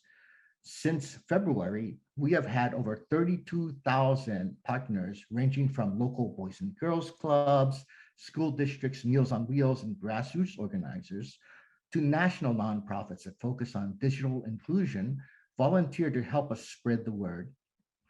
Leveraging this email list has kept partners up to date on the program developments, socialized a really robust toolkit, which Mike Snyder will highlight for you shortly, and maintained a sense of community among those dedicated to building program awareness and acceptance where they live and work. We have also worked across government and through our networks to share information about the program with the Department of Labor, state unemployment agencies, workforce trade groups. We co-hosted a webinar with HHS, for which over 1,700 attendees participated, and co-hosted with another webinar with the Housing and Urban Development Group. We shared EBB information with governors' offices, state officials, and mayors, and are actively working through a number of local officials to share EBB information directly and through national and on-the-ground organizations such as NARUC, NASUCA, National Association of Cities, and NALEO, to name a few. The FCC has also collaborated with the Department of Education on an email campaign to conduct individual outreach to all of the 2020 and 2021 Pell Grant recipients to increase awareness of the EBB program, given their unique eligibility. In addition to our partnership work, our EBB team also triages and answers the EBB general information inbox, which has received over 5,400 inquiries that are each responded to personally. Before and surrounding the launch date, these inquiries were overwhelmingly focused on seeking program information about the EBB. The natures of the inquiry have evolved over time so that we're now fielding inquiries about either the status of a consumer's application or consumer inquiries related to providers and their service offerings and billing practices. The Book an EBB speaker button has received over 3,000 inquiries since May, and while not all requests were for speakers, since May, we've participated in over 350 community group presentations. Consumers have also been using the button to request general information, and these inquiries are responded to similar to the EBB inbox individually, but are not counted in that metric. The EBB speaker program is robust. Some weeks we saw our staff providing EBB presentations in 30 to 40 events. Next slide, please. So, you know, as a federal employee and those in the federal space, you know that you can't come to a federal presentation without an ask. The story goes, as a federal employee, I say, so we're here to help, and everyone else says, glad to have you. I have an ask. We ask that you leverage your circles and partners to build awareness about these two pathways to help and assist consumers to ultimately learn about and enroll in the EBB. By visiting fcc.gov/broadband benefit, your partners and affiliates will be able to both book a speaker for their memberships or communities and also sign up to be an EBB outreach partner to join this growing group of consumer engagement advocates and local navigators that can help amplify program awareness and trust. Next slide, please. Next slide, please. So, okay, so having done our ask, a brief highlight of what's ahead.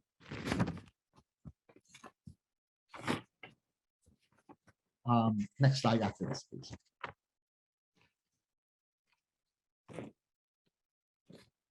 So our work on EBB is not done. We continue to find ways to spread the word about the program and opportunity that being connected can provide to households. We are focusing on more data-driven approaches. And now that we have a few months of program data to review, you can review enrollment of data broken out in a number of ways, including down to the 5-digit zip code level.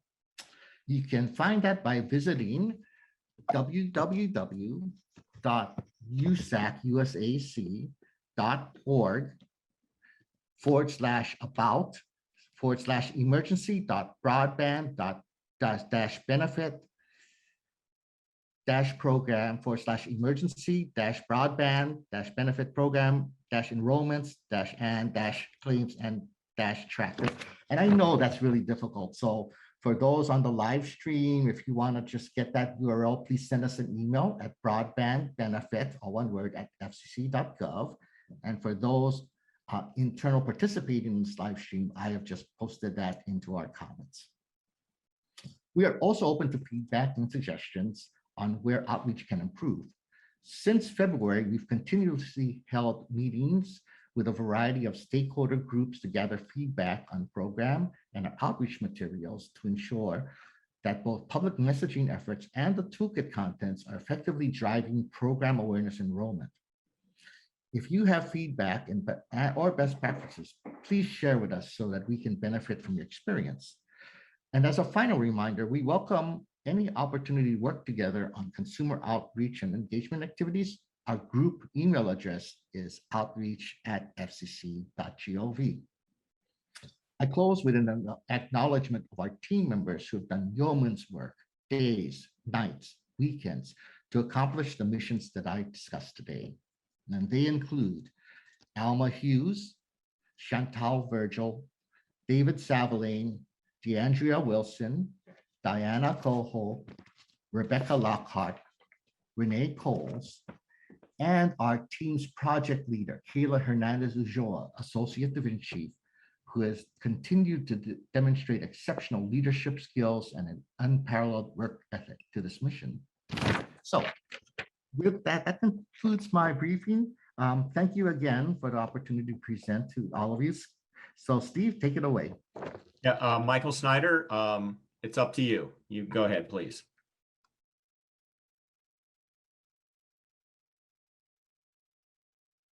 Michael, are you there?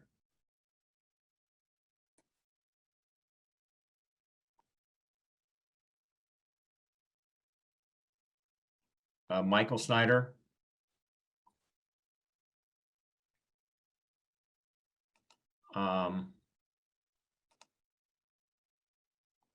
Okay, well, look, while I'm waiting, John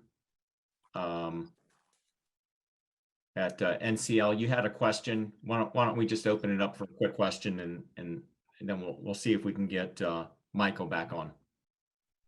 Oh, Steve, this is John. Looks like Michael just joined. Okay, all right, go ahead. Yeah, go ahead. Okay, sorry about that. New headset. Thanks very much for the opportunity to participate in the CAC meeting and share some information about what the Web and Print Publishing Division has been doing, specifically with the emergency broadband benefit. It continues to be a top priority for the Web and Print Publishing Division, and it's been one of our most ambitious projects in terms of robust content creation for consumers in web, print, and social media to date.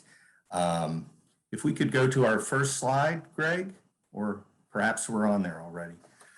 On February 11th, 2021, this year, WPPD stood up the initial EBB webpage.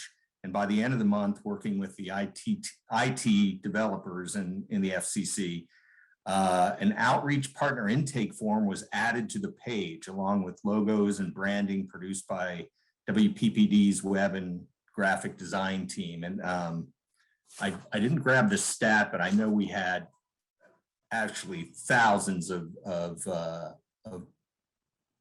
people interested in participating as outreach partners for EBB.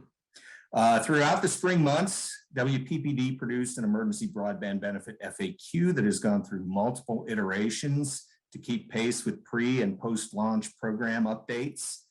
The complete EBB web suite includes pages for news media, social media resources for partners, and a page with more than 1,100 participating providers for consumers, and that's browsable by state. The participating providers page is updated twice weekly now, but it was being updated daily for many weeks. That hard work paid off. If we could go to the next slide, Greg. Thank you. Our usage stats, the hard work paid off in terms of consumer usage. Dating from February 2021 and as of Monday this week, the page views for the top 4 EBB web pages are, we've had more than 4.5 million page views to the main page. For the participating EBB providers, and this is really directed right to consumers, we've had more than 1 million page views. For the EBB consumer FAQ, we've had more than 250,000 page views. And for the Outreach Toolkit, we've had roughly 100,000 page views, and that's not counting what people have downloaded. Those stats aren't available through our analytics at this time, but I suspect that we've done quite well in that area as well. Just to put it all in perspective, the total number of page views was 6,069,987. I just, sorry, I should have written that out in a way that would make sense, but more than 6 million total page views, and unique page views, meaning different people coming into the website, has been over 5 million. So we're very proud of those stats. And to put that into context, prior to this, the top consumer page, which is our Robocalls consumer guide, more on that later today, received nearly 900,000 page views in 2020 and is on a similar usage pace through this year. If we could move to the next slide, Greg. We talked quite a bit about the Outreach Toolkit earlier. Lyle alluded to it.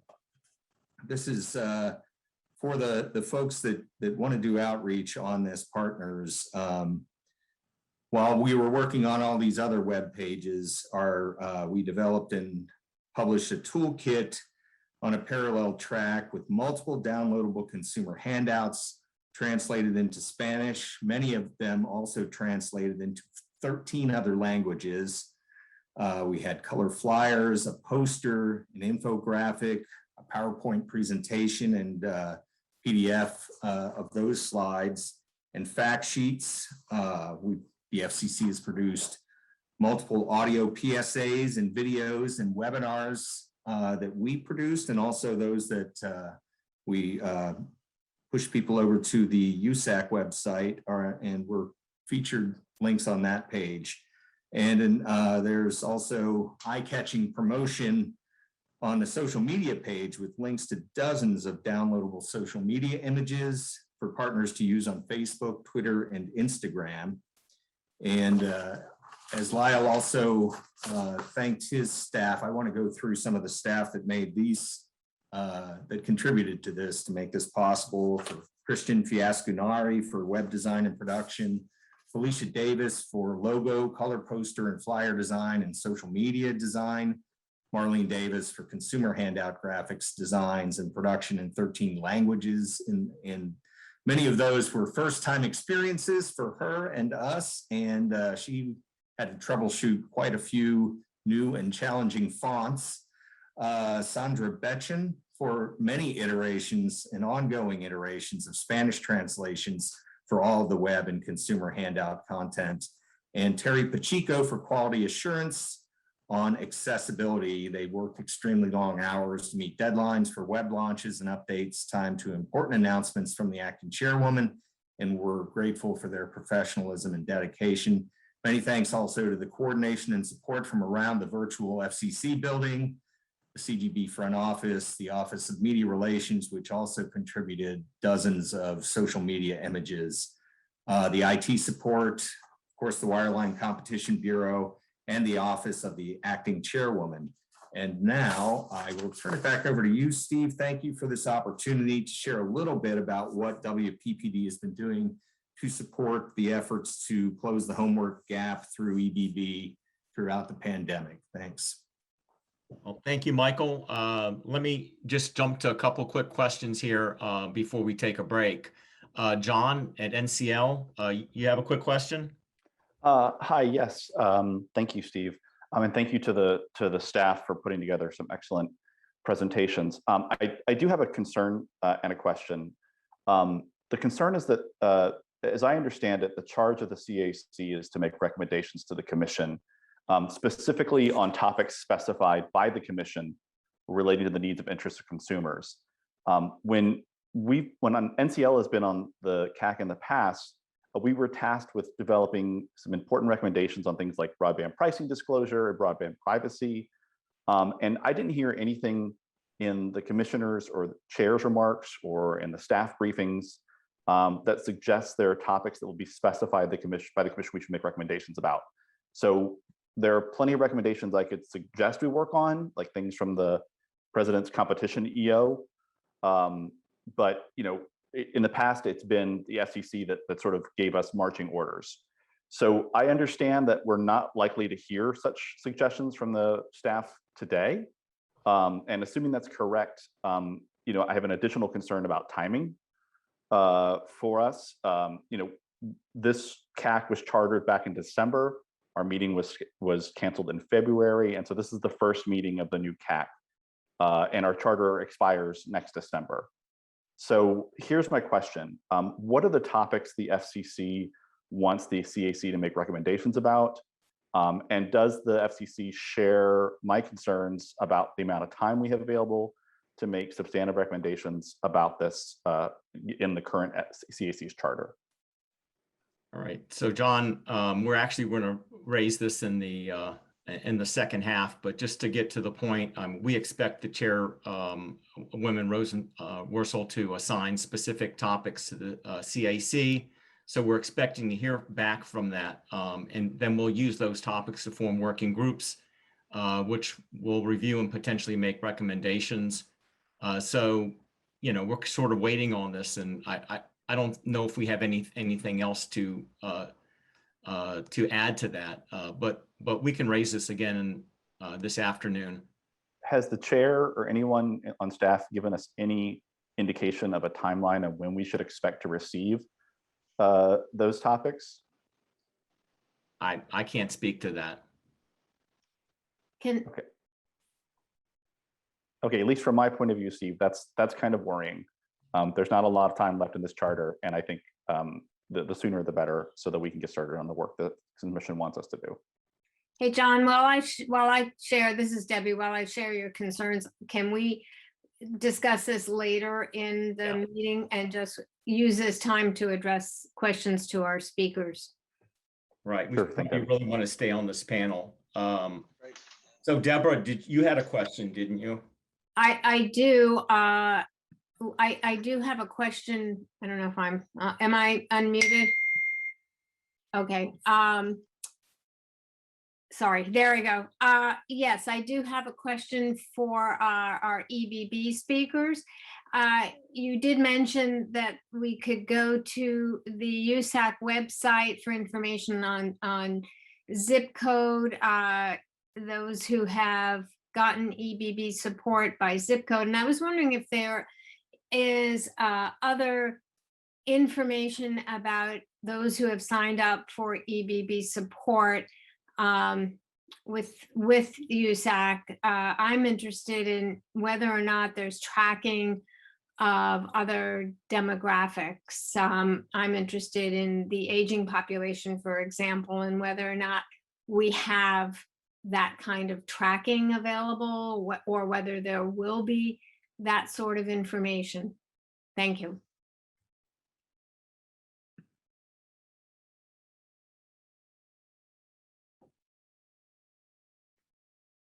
Do we have a panelist to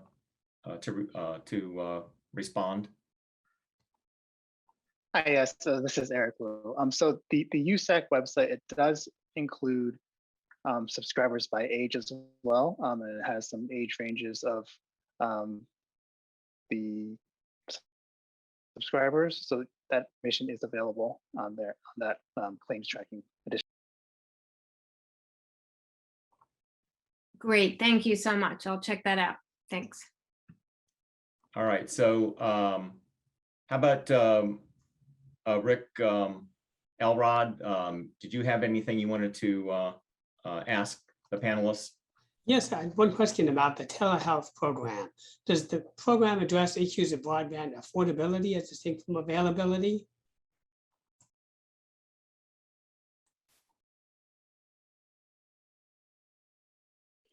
Can you repeat your question regarding, I think I heard you say, does it address broadband affordability as well as availability? Yes, that's what I'm wondering about. Pardon? Yes, that's what I mean. Affordability as distinct from availability.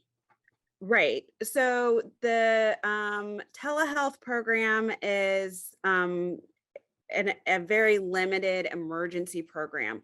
So the only thing that we do is we will fund healthcare providers to assist them in being able to pay for broadband services. So for instance, in rural areas where broadband services could be astronomical, we will assist them in funding them to upgrade their broadband services. So that's the way that that's the only way in which the telehealth program assists in broadband affordability. Thanks. That does sound like it addresses the affordability issue, so I'm glad to hear it. Okay, thank you. Okay, so we have time. Just one more question. Tina Metzer, you're with Rural Rise. Do you have a question for the panelists? Yes, quick question. Is there a way to see how much this really impacts rural communities? Like, what are the demographics? Similar to what Deborah said, how we can quickly look and see if it's really getting to the rural communities and what programs are specific to rural communities and remote communities in rural America. Thanks.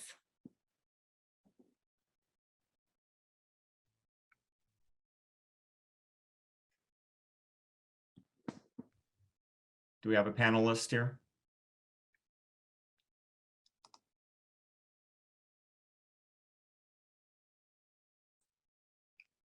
Would anyone like to address that? For the telehealth program, we do not provide any kind of specific data with regards to rural recipients. However, as I said, the evaluation metrics does prioritize in a way rural recipients as well as tribal communities. But we send out a public notice every week that is on the FCC's website, COVID-19 telehealth website, as well as USAC's website that lists the service areas and individual applicants that do receive funding. So for instance, a healthcare provider that serves Oklahoma probably would be a rural healthcare institution. So it shows which city and state the services are being provided to, and has a description oftentimes of the type of groups of applicants that are applying. For instance, federally qualified health centers and such that, again, or I know that's a little bit more of healthcare desert type thing, but also does overlap with rurality.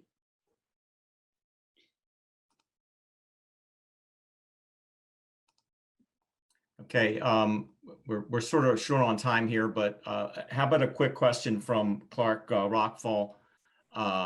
Also remember, if you've raised your hand, to lower it. Go ahead, Clark. You have a quick question, then we'll take a break. Yes, thank you. I'm going to cheat. I actually have two quick questions. So on telehealth, with the FCC's broadband adoption supports, are there requirements that the telehealth providers provide an accessible service in compliance with the ADA and Communications Video Accessibility Act, so that individuals with disabilities in rural areas are able to use the service provided? And then for the USAC and the EBB program, is there data that tracks the amount of time it takes for someone to complete the application and whether they need to provide supplemental materials? So just the whole process start to finish, if there are metrics on the time it takes to complete the application.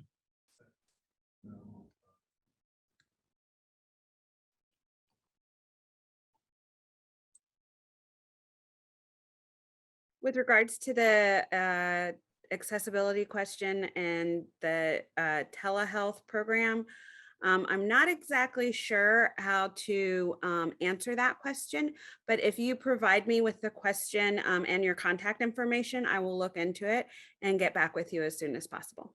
Thank you. Okay, with that, let's take a 20-minute break. We'll start back precisely at 1 o'clock. So if you can, everyone will be on, and I'll do the countdown and we'll resume. And then we'll take on the second panel and wrap up the session, the meeting today. So at this point, let's all take a break for lunch. Thank you.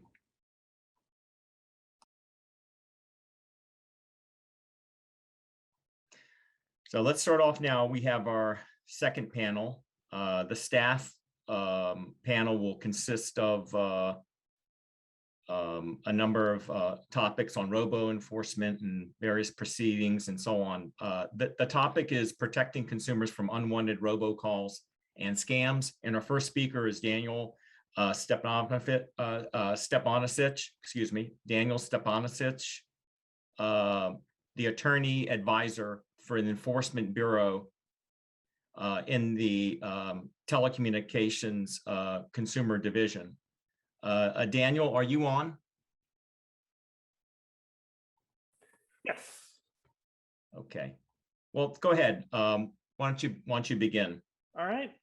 Thank you for having me here this afternoon, and I'm happy to be talking about the Enforcement Bureau's efforts on robocall, on combating robocalls. You can go to the next slide.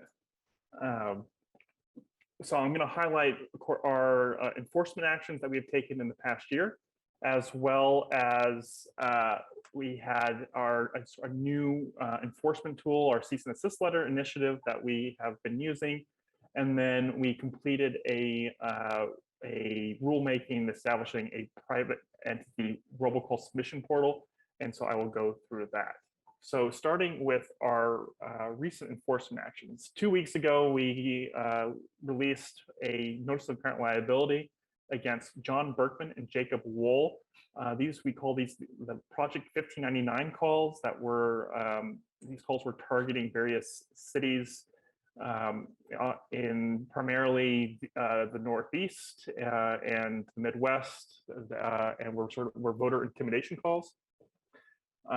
The NAL is proposing an approximately $5 million proposed penalty for 1,148 unlawful robocalls to wireless numbers in apparent violation of the TCPA. This enforcement action is also the first TCPA enforcement action that the Bureau, the Commission has taken since the enactment of the Traced Act, which an important thing here in this case was that it eliminated the citation requirement. So we were able to go directly to a NAL proceeding on this case. So now Berkman and Wool have 30 days to respond, and then staff will then continue the investigation and proceed on to the forfeiture proceeding. Then our second enforcement action we released on March 18th, 2021. This was a $225 million penalty imposed on Rising Eagle Capital Group and its managers, John Spiller and Jacob Mears. They made over 1 billion robocalls in the first quarter of 2019 that were health insurance calls that were impersonating or otherwise being deceptive and using the wrongfully using the names of well-known health insurance brands such as Blue Cross Blue Shield or Cigna, and they were when they had the actual sellers of on the robocalls that actually had nothing to do with these calls. So we found at least 150,000 of these were illegally spoofed in violation of the Truth in Caller ID Act. And we found that there was intent to defraud, cause harm, and also wrongfully obtain something of value. Of something of note of this case was that we worked with 7 other state attorney general's offices as well as the DOJ, and in a cross-agency collaboration effort in the investigation, which was the first of its kind for the Enforcement Bureau on robocalling enforcement. And really, it is the sort of the future of robocall enforcement is that it has to be a multi-agency approach, and that is something that the acting chairwoman has been pushing, and that is something now we are incorporating into a lot of our enforcement actions. And then a third enforcement action beginning of the year, January 14th, 2021, we released the forfeiture order against Scott Rhodes. This was a nearly $10 million forfeiture for also Truth in Caller ID Act violations. Scott Rhodes was sending harmful calls to various traumatized communities on hot button and racially sensitive topics. So one of the communities was Charlottesville, and he also targeted another community in Iowa where a college girl was murdered by an illegal immigrant. But he also was engaging in other he had his local newspaper was giving him tough press coverage. So he also sent robocalls targeting the newspaper and the newspaper's owner. So we found that there was intent to harm and wrongfully obtain something of value. So those were our 3 enforcement actions on robocalling in the past since the beginning of the year. Now on to our cease and desist letter initiative. This arose out of the July 2020 call blocking order, as well as last year when we pursued several COVID-19 scams that we issued warning letters to providers that were bringing these COVID-19 scams into the United States network.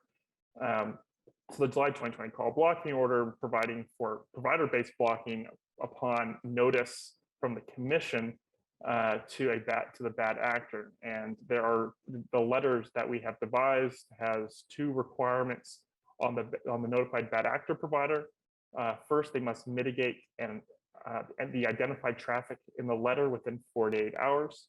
And then they also must inform the commission within 14 days of mitigation measures to prevent new and renewing customers from abusing the network. If they fail to take either action, then downstream providers of that bad actor may start blocking that traffic. However, they first must notify the commission of their intent to do so and their reasoning for doing so. Since March 2021, we have issued 6 of these letters. Lastly, we have completed our rulemaking proceeding on establishing a private entity robocall submission portal. This was a requirement in the Trace Act to streamline the process by which private entities may submit information about suspected robocall and spoofing violations. We adopted the final order on June 17th, 2021. This portal, which will be put onto the FCC website, will allow private entities to submit information about these robocall violations directly to the Enforcement Bureau. In the order, we discussed the definition of a private entity, and we made two limits to the definition. One is that we excluded individual consumers, as we believe that the current informal consumer complaint process is appropriate for those types of complaints. And one of the issues here with the private entities, thinking like businesses that they might not know that the consumer complaint portal is really for them. So this is a way for them to have a mechanism for them to come directly to the Enforcement Bureau about various robocall violations.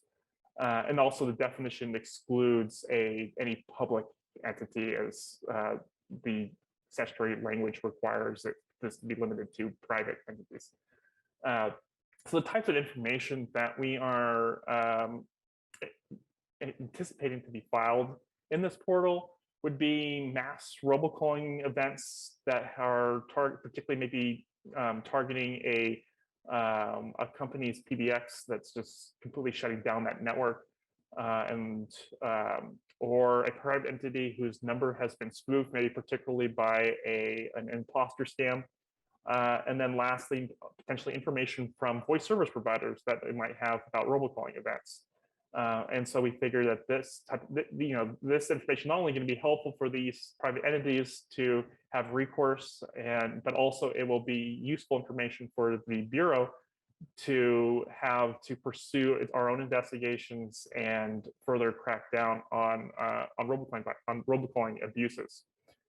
So I'd say we completed the rulemaking on June 17th.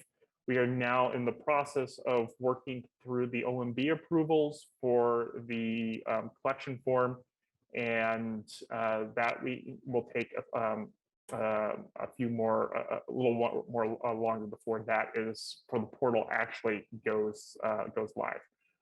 And then one other point on this is where we are making sure that this is not going to create any confusion with the consumer complaint process. We are both in the order, and then when we actually launch the portal, there will be multiple. They'll clearly explain the purpose of the portal and also have off ramps for if a consumer is mistakenly on this portal, that there will be notifications that to redirect them over to the informal complaint process. But in fact, if we do receive consumer complaints into this portal, we'll make sure that they are forwarded to CGB. So that's all I have on what the Enforcement Bureau has been doing to combat robocalls, and I'm always happy to take questions. Thank you. All right, well, yeah, thank you very much, Daniel. On the next topic, we have Jarusha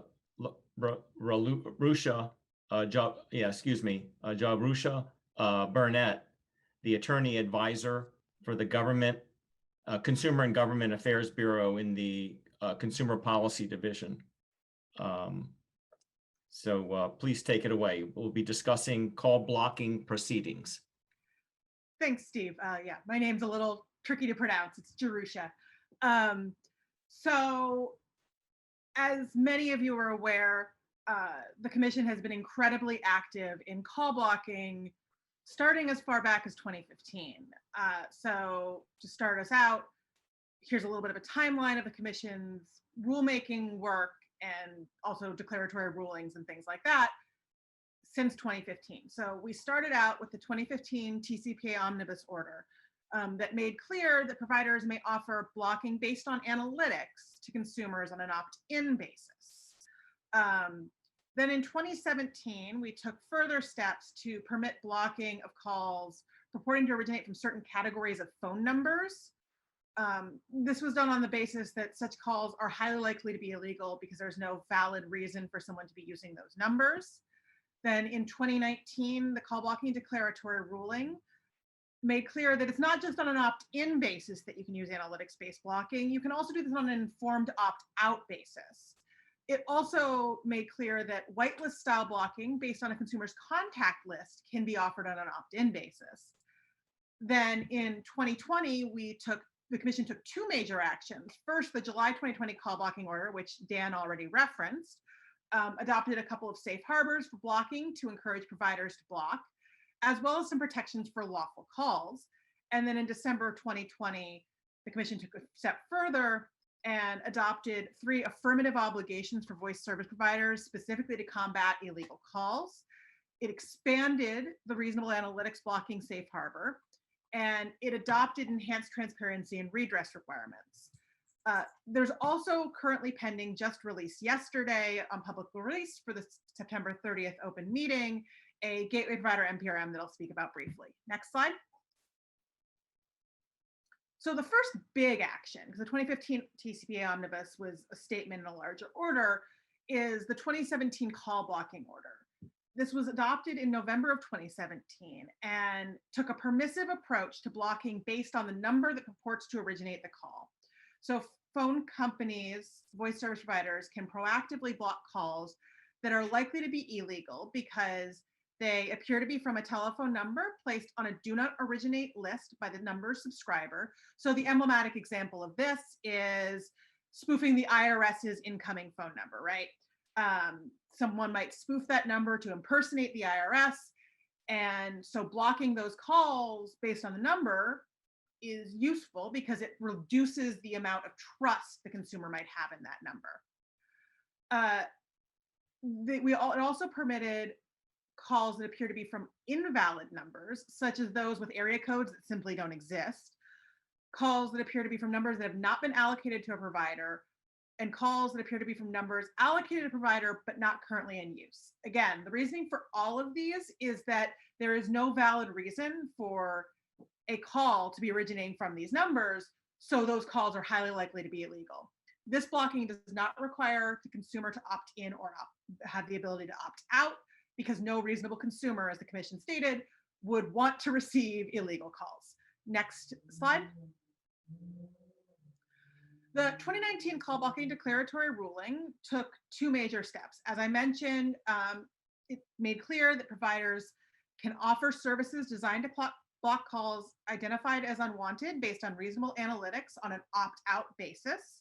This was a step further than 2015, where we made clear that providers could block on an opt-in basis. It does make clear that in doing so, a voice service provider must offer sufficient information so consumers can make an informed choice, right? Analytics-based blocking is generally not going to be 100% perfect. And so we want consumers who might have a different willingness to accept error to have the option and to know what they're choosing. The second one made clear that voice service providers can offer services that block all calls from numbers not on a consumer's whitelist, which may be the consumer's phone contact list on an opt-in basis. Obviously, in order for the consumer to have a whitelist or authorize blocking from their contact list, they need to be able to opt in. That can't really be done on an opt-out basis. Next slide. The July 2020 call blocking order took steps to provide voice service providers greater certainty when engaging in blocking, that they aren't going to run afoul of our rules. So it adopted 2 safe harbors for voice service providers that block calls. The first one is for certain blocking based on reasonable analytics. This blocking can block calls based on reasonable analytics that are designed to identify calls that are unwanted and must be on an opt-out basis, informed opt-out, just like the 2019 declaratory ruling.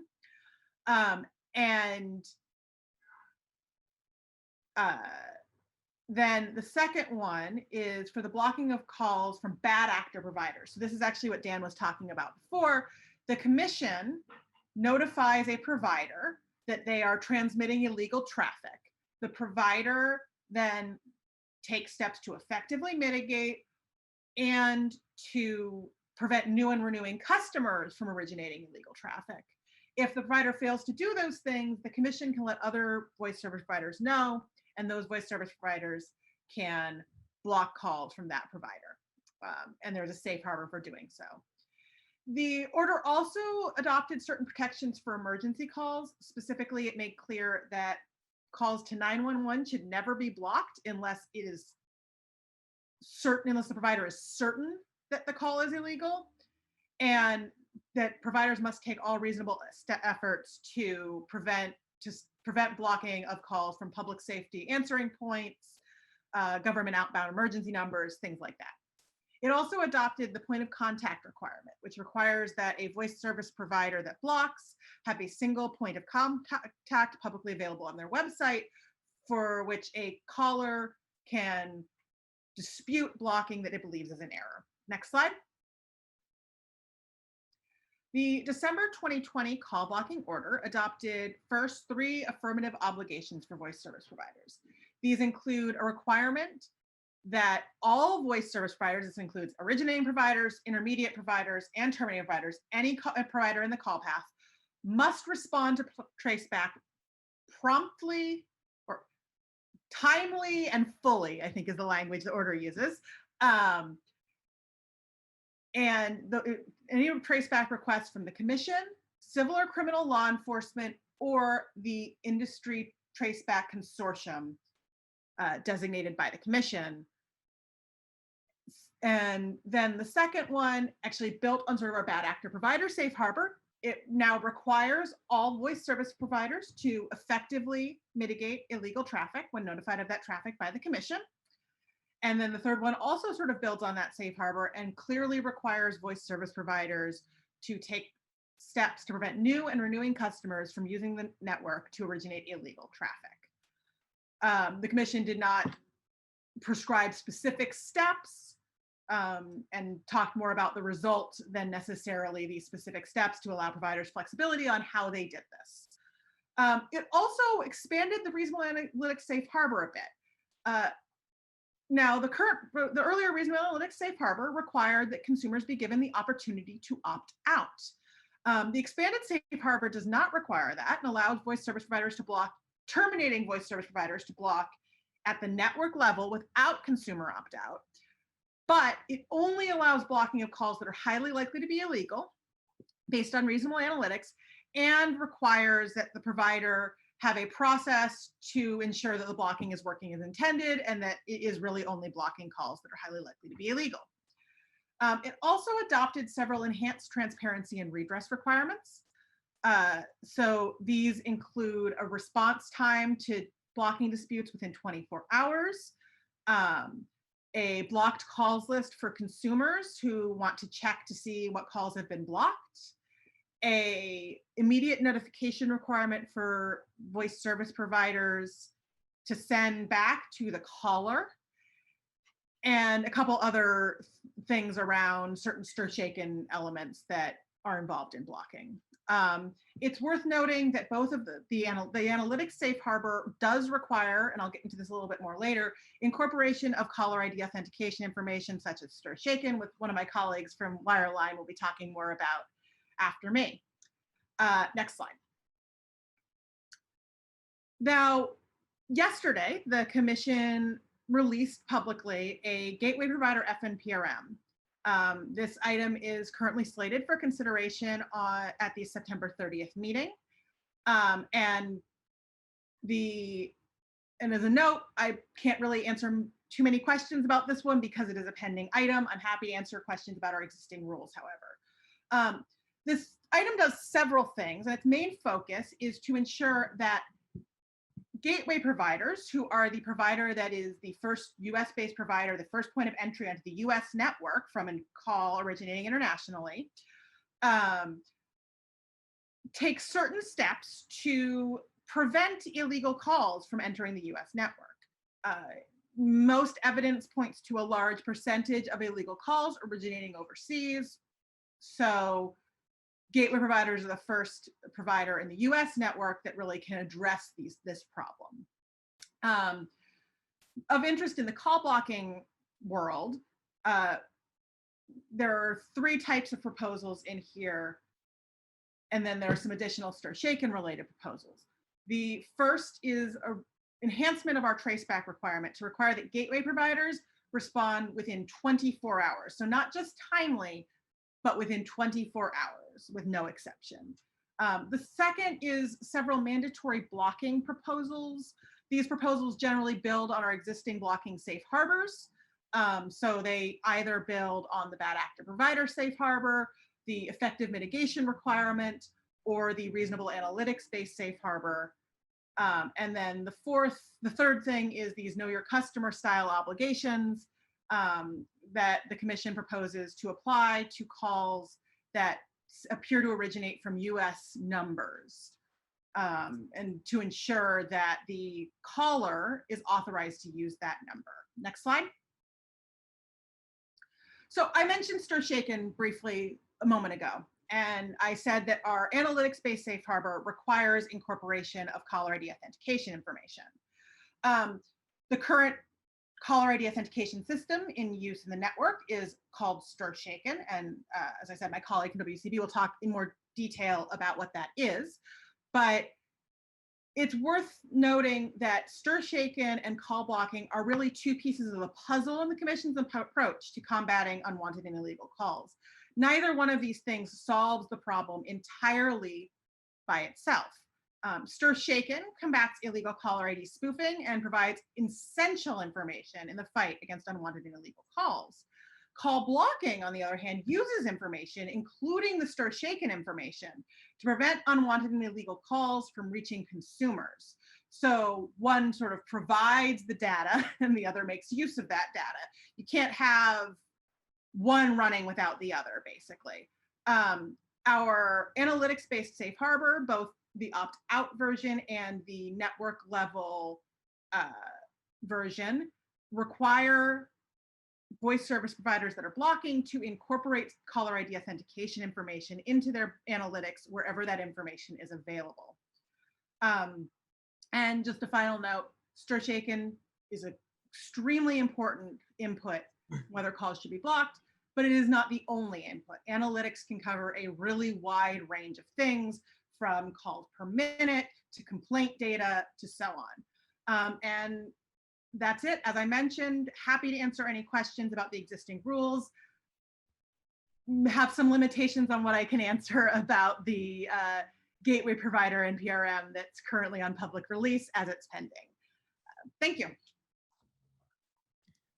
Okay, well, thank you, Darusha. I really appreciate you doing that. Now, the next we're going to have a discussion of the stir-shaken, and we have attorney advisor for the Wireline Competition Bureau in the Competition Policy Division, Alexander Hobbs. Hi, I'm Alex Hobbs, attorney advisor in the Wireline Competition Bureau. I'll be giving an overview of the Commission's efforts to combat illegal robocalls by mandating the implementation of the STIR/SHAKEN caller ID authentication framework and discuss the Commission's ongoing efforts to stop illegal spoofing. So one part of the FCC's mission is STIR/SHAKEN, but the Commission takes a multi-pronged approach to fighting robocalls that includes enforcement efforts, policy actions regarding call blocking and access to numbers, and caller ID authentication. Caller ID authentication is a key part of the Commission's efforts because it is an effective tool to fight spoofing and establish trust between originating and terminating voice service providers, and helps ensure that the phone numbers Americans see on their phone screens are accurate and that they can answer their phones with confidence that they're not being scammed. Next slide. So what is STIR/SHAKEN? The STIR/SHAKEN framework is a set of standards that helps to combat illegal spoofing, a practice that involves falsifying caller ID information in order to trick people into thinking that calls are trustworthy because the caller ID information associated with the call appears as if it came from a neighbor or a familiar or reputable source.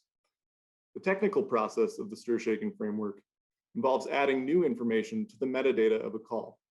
That information includes the following: an encrypted version of the caller ID information that has traditionally been sent with the call to allow the terminating provider to cross-check information about the provider that authenticated the call.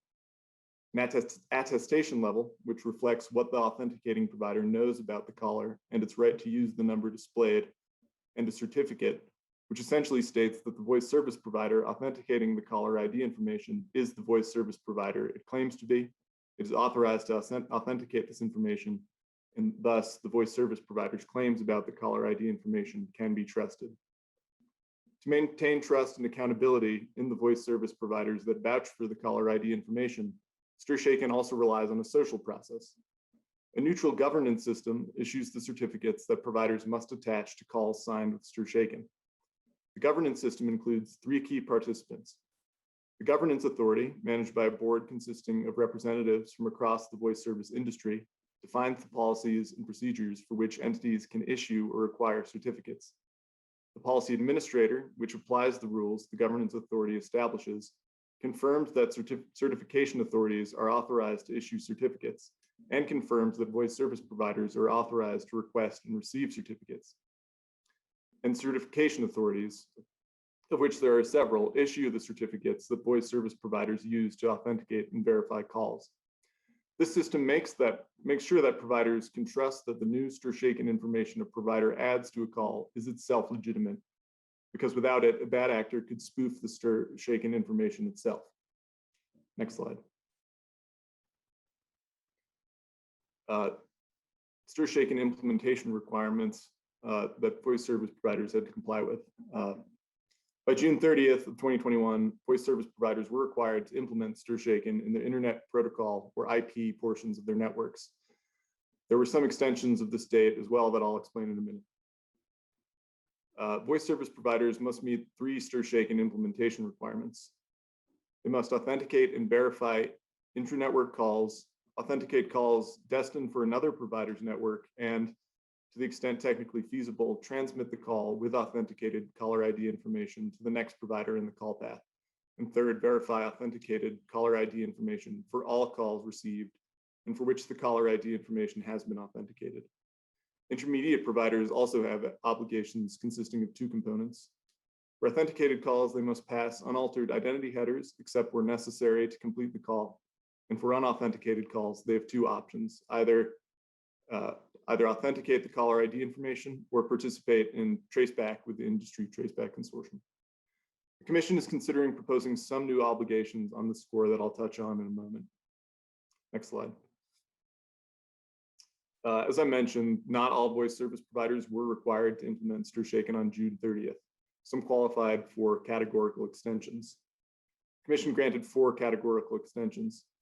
First, for small providers defined as those with 100,000 or fewer subscriber lines. Those small providers have until June 30th, 2023 to complete STIR/SHAKEN implementation. But as I'll explain later, the Commission is considering moving this date up for small voice service providers. Second, providers that can't receive a certificate necessary to participate in STIR/SHAKEN are subject to an extension until they are capable of obtaining one. However, since the FCC granted this extension, the governance system revised its rules to address the most common token access roadblocks, So this extension is likely to apply to only a few entities at this point. Third, services subject to a pending application for discontinuance have until June 30th, 2022, at which point they must implement STIR/SHAKEN if the service has not yet been discontinued. And finally, for non-IP networks, for those portions of a voice service provider's network with non-IP technology, they're subject to a continuing extension until a non-IP caller ID authentication solution is standardized and available. In the meantime, providers that rely on a non-IP technology must participate in working groups working to develop a non-IP caller ID authentication solution. And for all providers with an extension, during the course of an extension, voice service providers must perform robocall mitigation on traffic they originate. The Commission took a non-prescriptive approach to that robocall mitigation, requiring only that it be crafted to specifics of the voice service provider's network and fluid as needed to respond to changing robocall schemes.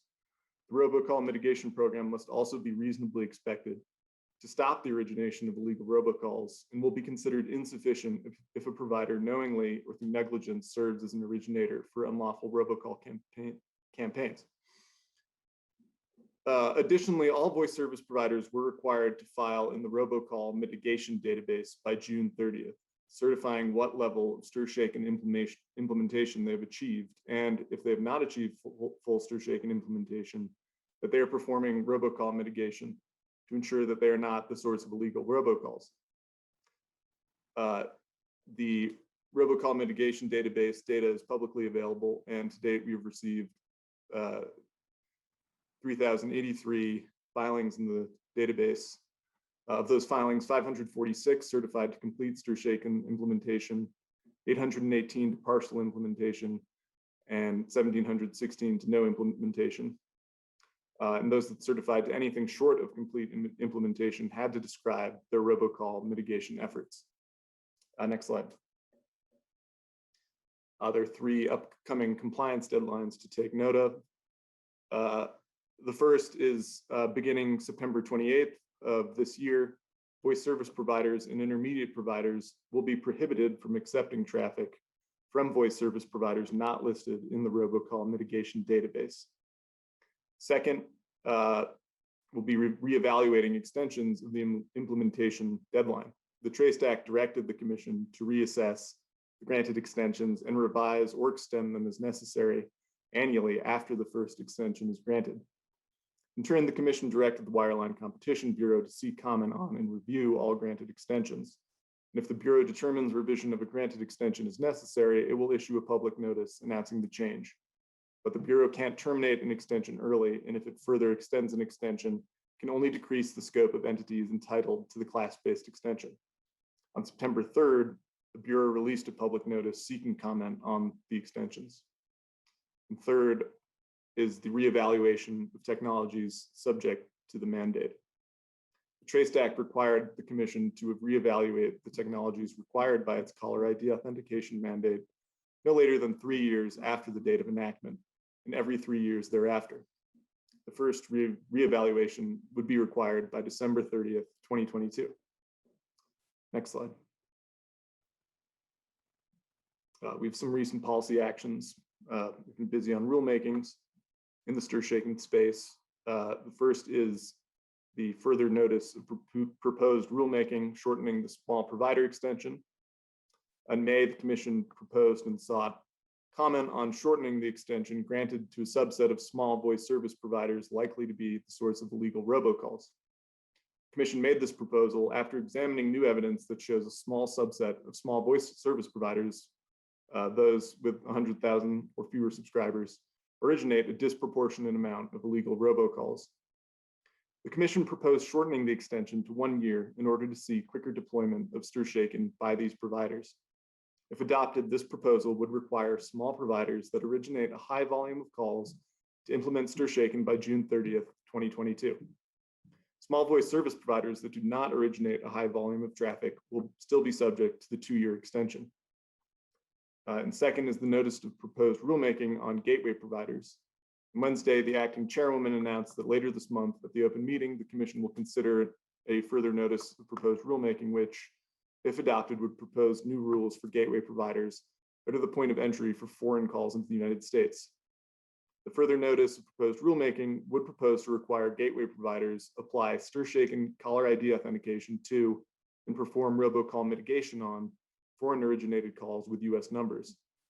This would subject foreign originated calls to requirements similar to those of domestic originated calls once they enter the United States. This proposal will help address the threat to American consumers posed by the large number of illegal robocalls that originate abroad. And that is the end of my presentation. I'll take any questions at the end of the panel. Great. Well, thank you for that. So the next two topics are both by Ed Bartholomew. He's the Associate Bureau Chief for the Consumer and Government Affairs Bureau. Ed first will be talking about the current scam and complaint trends, and then he'll follow up with a second issue of consumer outreach and education. So Ed's an old familiar name to the CAC. So take it away, Ed. Thanks, Steve. And it's good to be with everyone today, even if it is virtually. Hopefully we can get back to doing these in person before too long. So good afternoon, everyone. Thanks for giving me the opportunity to present on some of the trends related to unwanted calls and scams that we've been tracking. I'll also cover a little bit of the content we've created to help educate consumers and partners about these scams. And like so many other things in our lives right now, the pandemic has played a role in the phone-based scam activity and trends we've seen over the last year and a half. Our own internal complaint numbers, as well as, thanks, Greg. You're right. I think we're missing a slide. Anyway, so our own internal complaint numbers, as well as data published by third-party analytics companies, showed a sharp decline in robocalls in the early months of the pandemic. And collective wisdom has really attributed that decline to global lockdowns that prevented call center staff from working the phones. And while many of the outbound calls are often fully automated, the scams rely on call center staff to close the deal, so to speak, and actually get the money or the means of payment from the victim. Another thing that we've noted is that while call volume declined, we've heard reports that text message-based scams maintained a steady volume with little to no drop-off. And that was even when sort of global lockdowns were in place. And experts point to the fact that text scams can be managed by a single operator and often don't rely on a call center backend for support. So they were able to continue doing those sorts of scams even when they couldn't work the call center and do phone call based scams. Many of you have likely noticed that unfortunately scam calls have made a steady return to their pre-pandemic numbers. But there has been a slight downward trend over the last few months, and potentially that's tied to some of the great work that my colleagues just briefed us all on. And as I shared during our last CAC meeting back in September of last year, we continue to see a strong correlation between the hooks that scammers use and the pandemic. Earlier this year, as vaccines began to become available, we saw a wave of scams tied to vaccine appointments and availability. And scams have continued to follow the headlines. Over the summer, we heard reports of scams tied to the child tax credit payments that began in July. The broad themes that we're hearing about are government imposter scams, vaccine-related scams, and benefit or stimulus-related scams. And again, the variation on these themes often tied directly to current events and the headlines.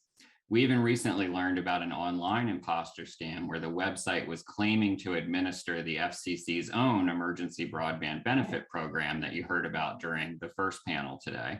And it was attempting to collect PII and payment from consumers. You can find a link to our consumer alert on this scam on the EBB page, which is fcc.gov/broadband benefit. We continue to maintain a COVID-19 consumer resources page and with periodic updates as we learn about new pandemic-related scams.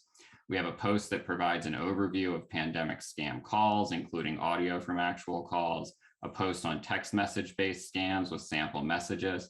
The page also contains links to alerts on delivery text message scams, vaccine scams, and peer-to-peer payment scams, all trends that have emerged or increased in volume during the pandemic. Specifically on peer-to-peer scams, this is something that we're seeing is becoming a preferred method of payment for scam operators. The money transfers instantly, and the scammer doesn't have to convince the victim to go to a retail location to buy gift cards. You can find more on all of these scams and additional COVID-related resources at fcc.gov/COVID-scams. Staying on this slide, an important part of our unwanted call and scam work continues to be collaboration with partners.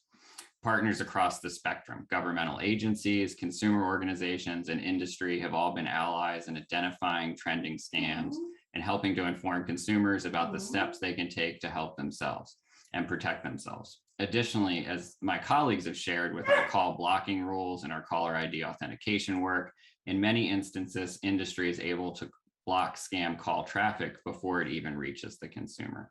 Our Enforcement Bureau, the Industry Traceback Group, and other federal and state partners like the FTC and DOJ, as well as industry and analytics companies, have been tracking emerging COVID-19 scams and helping to publicize the tactics being used by fraudsters. So speaking of partnerships, I wanted to highlight a few webinars we posted to help educate the public about scams over the last year. So last November, we collaborated with the Better Business Bureau and the Federal Trade Commission to host the All I Want for the Holidays is Your Safety webinar, highlighting tips and resources to protect consumers during the 2020 holiday season, which we all remember presented some unique challenges for consumers. Topics discussed included online shopping, avoiding charity scams, and safety tips for using Wi-Fi and mobile devices, along with safety tips related to having virtual holiday gatherings. In December, we hosted a webinar for consumers that focused on avoiding COVID-19 scams. This was in partnership with the FTC and the US Postal Inspection Service, and it highlighted COVID-19 scams and provided tips and resources to protect consumers during the pandemic from fraudsters who use robocalls and text messages to defraud consumers of money or personally identifiable information. And in February, we partnered with the CFPB and the Association for Community Living within HHS to host a webinar for consumers that was titled COVID-19 Scams and Older Adults. The event highlighted how older adults can protect themselves from current COVID-19 scams, with a special emphasis on scams related to the vaccine, which was just becoming available in February. I've also included on the slide here a webinar we hosted that focused on virtual volunteerism, or internet-based ways to donate time.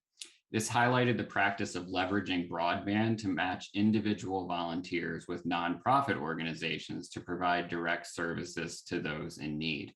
The event featured presenters from the United Nations and entities that have been successfully using virtual volunteerism models to provide services to clients. While the event didn't focus on scams, it did touch on another important FCC priority: broadband adoption and relevance.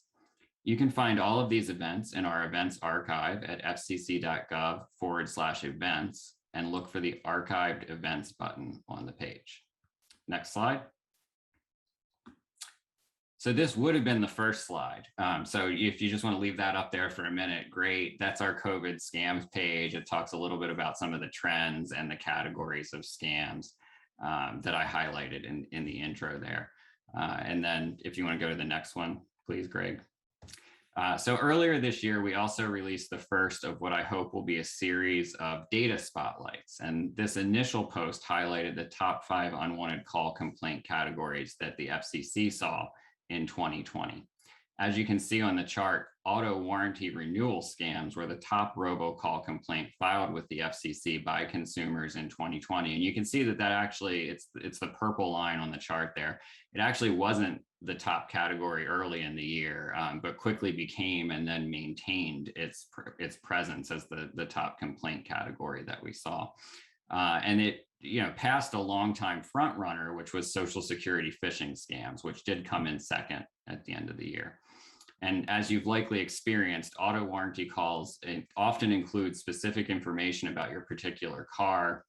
And it seems more legitimate because their sort of intro is information that's correct. It might mention a make or a model of a vehicle that you currently have or maybe recently had in the recent past. We have a consumer education post that features audio from an auto warranty call, and you can find that on our website at fcc.gov/consumers. Rounding out the top 5 unwanted call categories reported to the FCC in 2020 were computer tech support calls, credit repair and credit card rate reduction calls, and health insurance related calls. During the first 6 months of this year, the top 5 has changed very little. Health insurance scam complaints have fallen a bit and have been surpassed as number 5 by lawsuit and criminal charge related complaint calls. And so that's swapped out a little bit. But then the other thing that we've noticed in the first 6 months of this year is that the gap between auto warranty calls and our second highest category, which remains the SSN phishing scam calls, has continued to widen. We're now receiving over 3 times as many complaints reporting auto warranty calls as we are the second most common topic, which is again the SSN and phishing calls.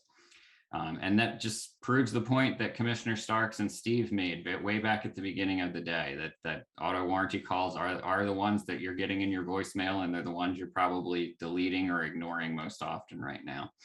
So do stay tuned, look for more data spotlights in the future. This is something that we want to continue to do. And we're open to suggestions. If you have ideas about things that we could highlight, please reach out and let us know. Next slide. So finally, I want to leave you with some resources that you can share and help us to amplify so that we can all do more work protecting consumers. You can find all the links that I've included on the slide here, as well as a lot of other information about scams and other consumer topics by visiting fcc.gov/consumers.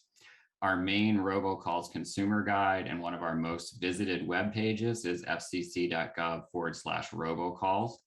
We have consumer-facing web pages on call blocking and caller ID authentication, which were discussed earlier, both of which explain these tools in plain language for consumers.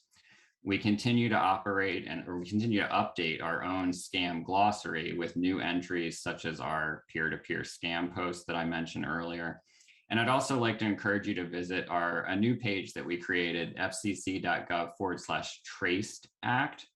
And this page tracks the FCC's progress meeting the deadlines Congress set in the Traced Act, many of which played a role in some of the work my colleagues presented on during this panel. And I'm happy to report, if you do go by that webpage, you'll see a lot of check marks on the page indicating that we met the deadlines and most, if not all, of the tasks have been completed. And to the left on this slide, I have a nice new graphic that our graphics team developed that reiterates our top 5 consumer tips when it comes to robocalls. Don't answer calls from unknown numbers. Never give out personal information to inbound callers. Consider and talk to your carrier about call blocking tools. Don't reply to unexpected text messages. And don't hang up when you're speaking with a suspicious caller. As always, we're eager to partner and open to feedback. Please reach out if you have ideas, questions, or concerns. Scott and Greg both know how to find me. Thank you. Back over to you, Steve. Well, thank you, Ed. That was a terrific wrap. So that now concludes our second panel. So if there are any questions on this topic, if so, please, raise your hand, and using the Zoom feature, I'll recognize you. All right, so I'm checking. I don't see any hands, so let's just move on then. So as we begin the 11th charter, what I was trying to say earlier is that we expect the acting chairwoman to assign specific topics as soon as the CAC, she'll give us those topics, and then we'll use those topics to form working groups. And those working groups will then review and potentially make recommendations. We're waiting on this, and we expect to hear more on this soon. The timing and the selected topics are completely at the good judgment of the chairwoman. So I will communicate back once I hear more. We also expect our next full CAC meeting to occur sometime during the first quarter of this year. And that's really all I have to report on that. So at this time, do the CAC members have anything they wish to discuss before we open up for public comment? Just please raise your hand if you have a comment or a question. Okay. I don't hear any, so just moving on. Do we have any comments from the public?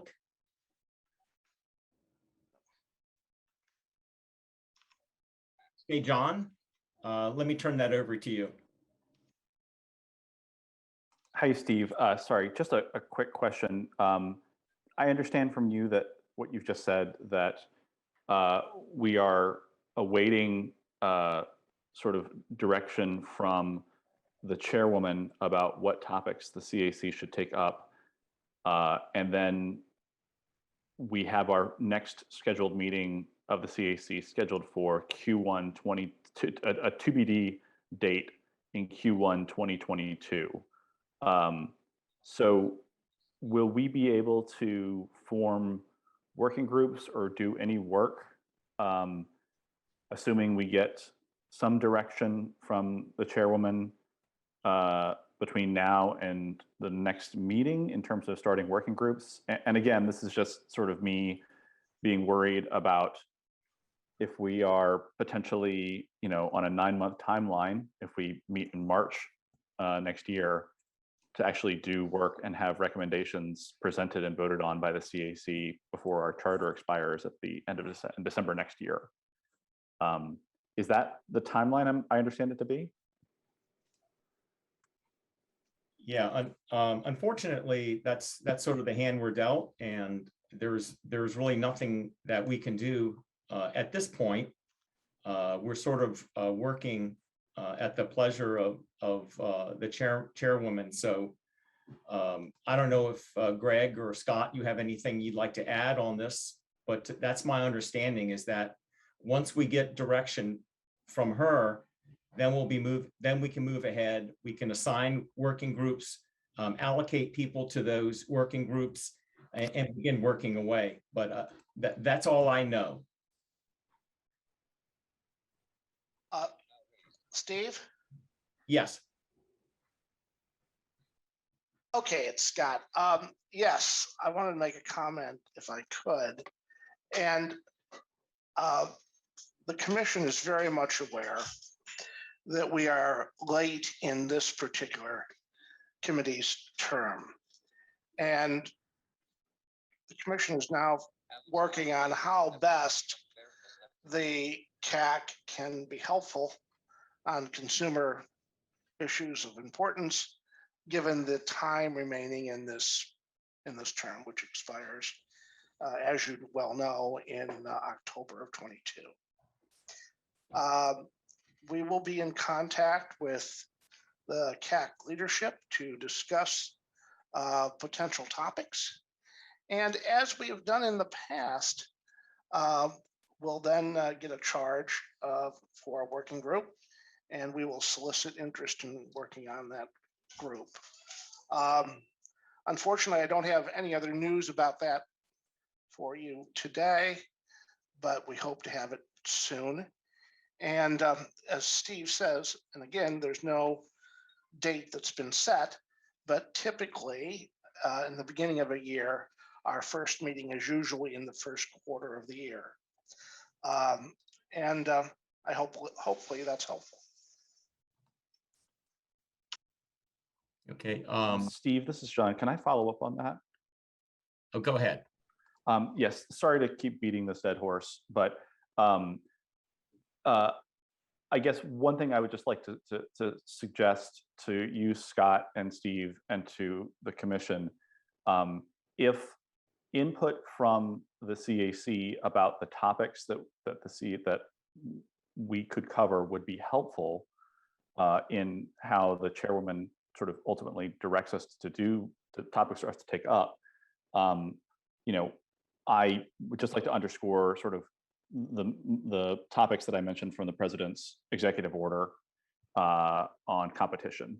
There are a number of rulemakings sort of suggested in that executive order. I don't believe the FCC has yet initiated those rulemakings. And I think that those topics are very ripe for the CAC to provide input on as the FCC develops those rulemakings. So I'll stop there and get off my soapbox, but thank you. John, it's Scott again. I'd be happy to talk with you further about that at any time. And we're always open to new ideas and that sort of thing. So yes, I would like to talk to you about it further. Okay, Irene, did you have a question or comment? Yes, and I guess my question is for Scott. When I first became involved in this, I seem to recall that the committee identified things that we thought were important, as well as the commission occasionally giving us things to do. And it was the last CAC that I thought for the first time was totally directed by the commission's request. So is this a change in the rules? I didn't hear that this morning, but I'm a bit confused about, you know, kind of what we're allowed and not allowed to do and why we exist. Hi, Irene. Actually, the rules have not changed about the fact that I, as the commission's representative, as the designated federal officer of the committee, has the authority to approve agendas for the committee. That's been true for years. What changed in the charter of the CAC was to make it clear that the commission wanted to be sure that the CAC's time was best utilized on issues that were timely, important, and that then it came to the point where the commission chose to specify issues that the CAC should consider. That has never precluded ideas from being, you know, offered, discussed, that sort of thing. And we've always done that. And I'm always ready to listen and hear those ideas and communicate them to upper management. Okay, so one more opportunity. Do we have any other comments from the public? I mean, hearing none, I think we've completed our work today. I wanted to thank all of you CAC members for participation and look forward to our contributions during the charter period. I want you to know how profoundly grateful I am for the opportunity to work with all of you. I also want to thank today's presenters, the FCC staff and support in making the session go smoothly and bring the CAC up to date on the issues related to COVID and consumer protections. Patrick, Scott, Greg, and Catherine, thank you all for your support. Let me just, right before I close here, Scott, did you have anything else you wanted to add before I close here? Yes, Steve, thank you very much. I just want to thank everyone involved in putting together this meeting. I think the acting chairwoman was absolutely correct this morning. It takes a lot of hands, ranging from, thank you for doing, and it takes a lot of help from various sources across the commission for us to produce and a program for you, and also to manage the committee. We really rely on our subject matter experts a lot to help us help you advise us. So thank you to you for doing what you do. And I want to thank all of my colleagues as well. I'm not going to go down a long list, but I would be very remiss not to mention those who are directly involved with me day to day on the CAC team, which would be Greg Helegian, who's my deputy DFO, and Catherine Langston, and of course, CGB management.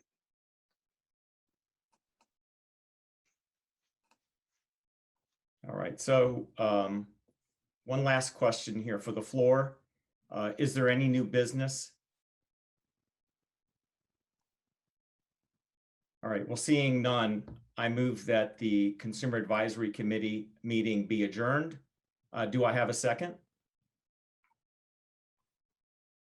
So moved. And with that, thanks to everyone. Farewell and take care. Thank you.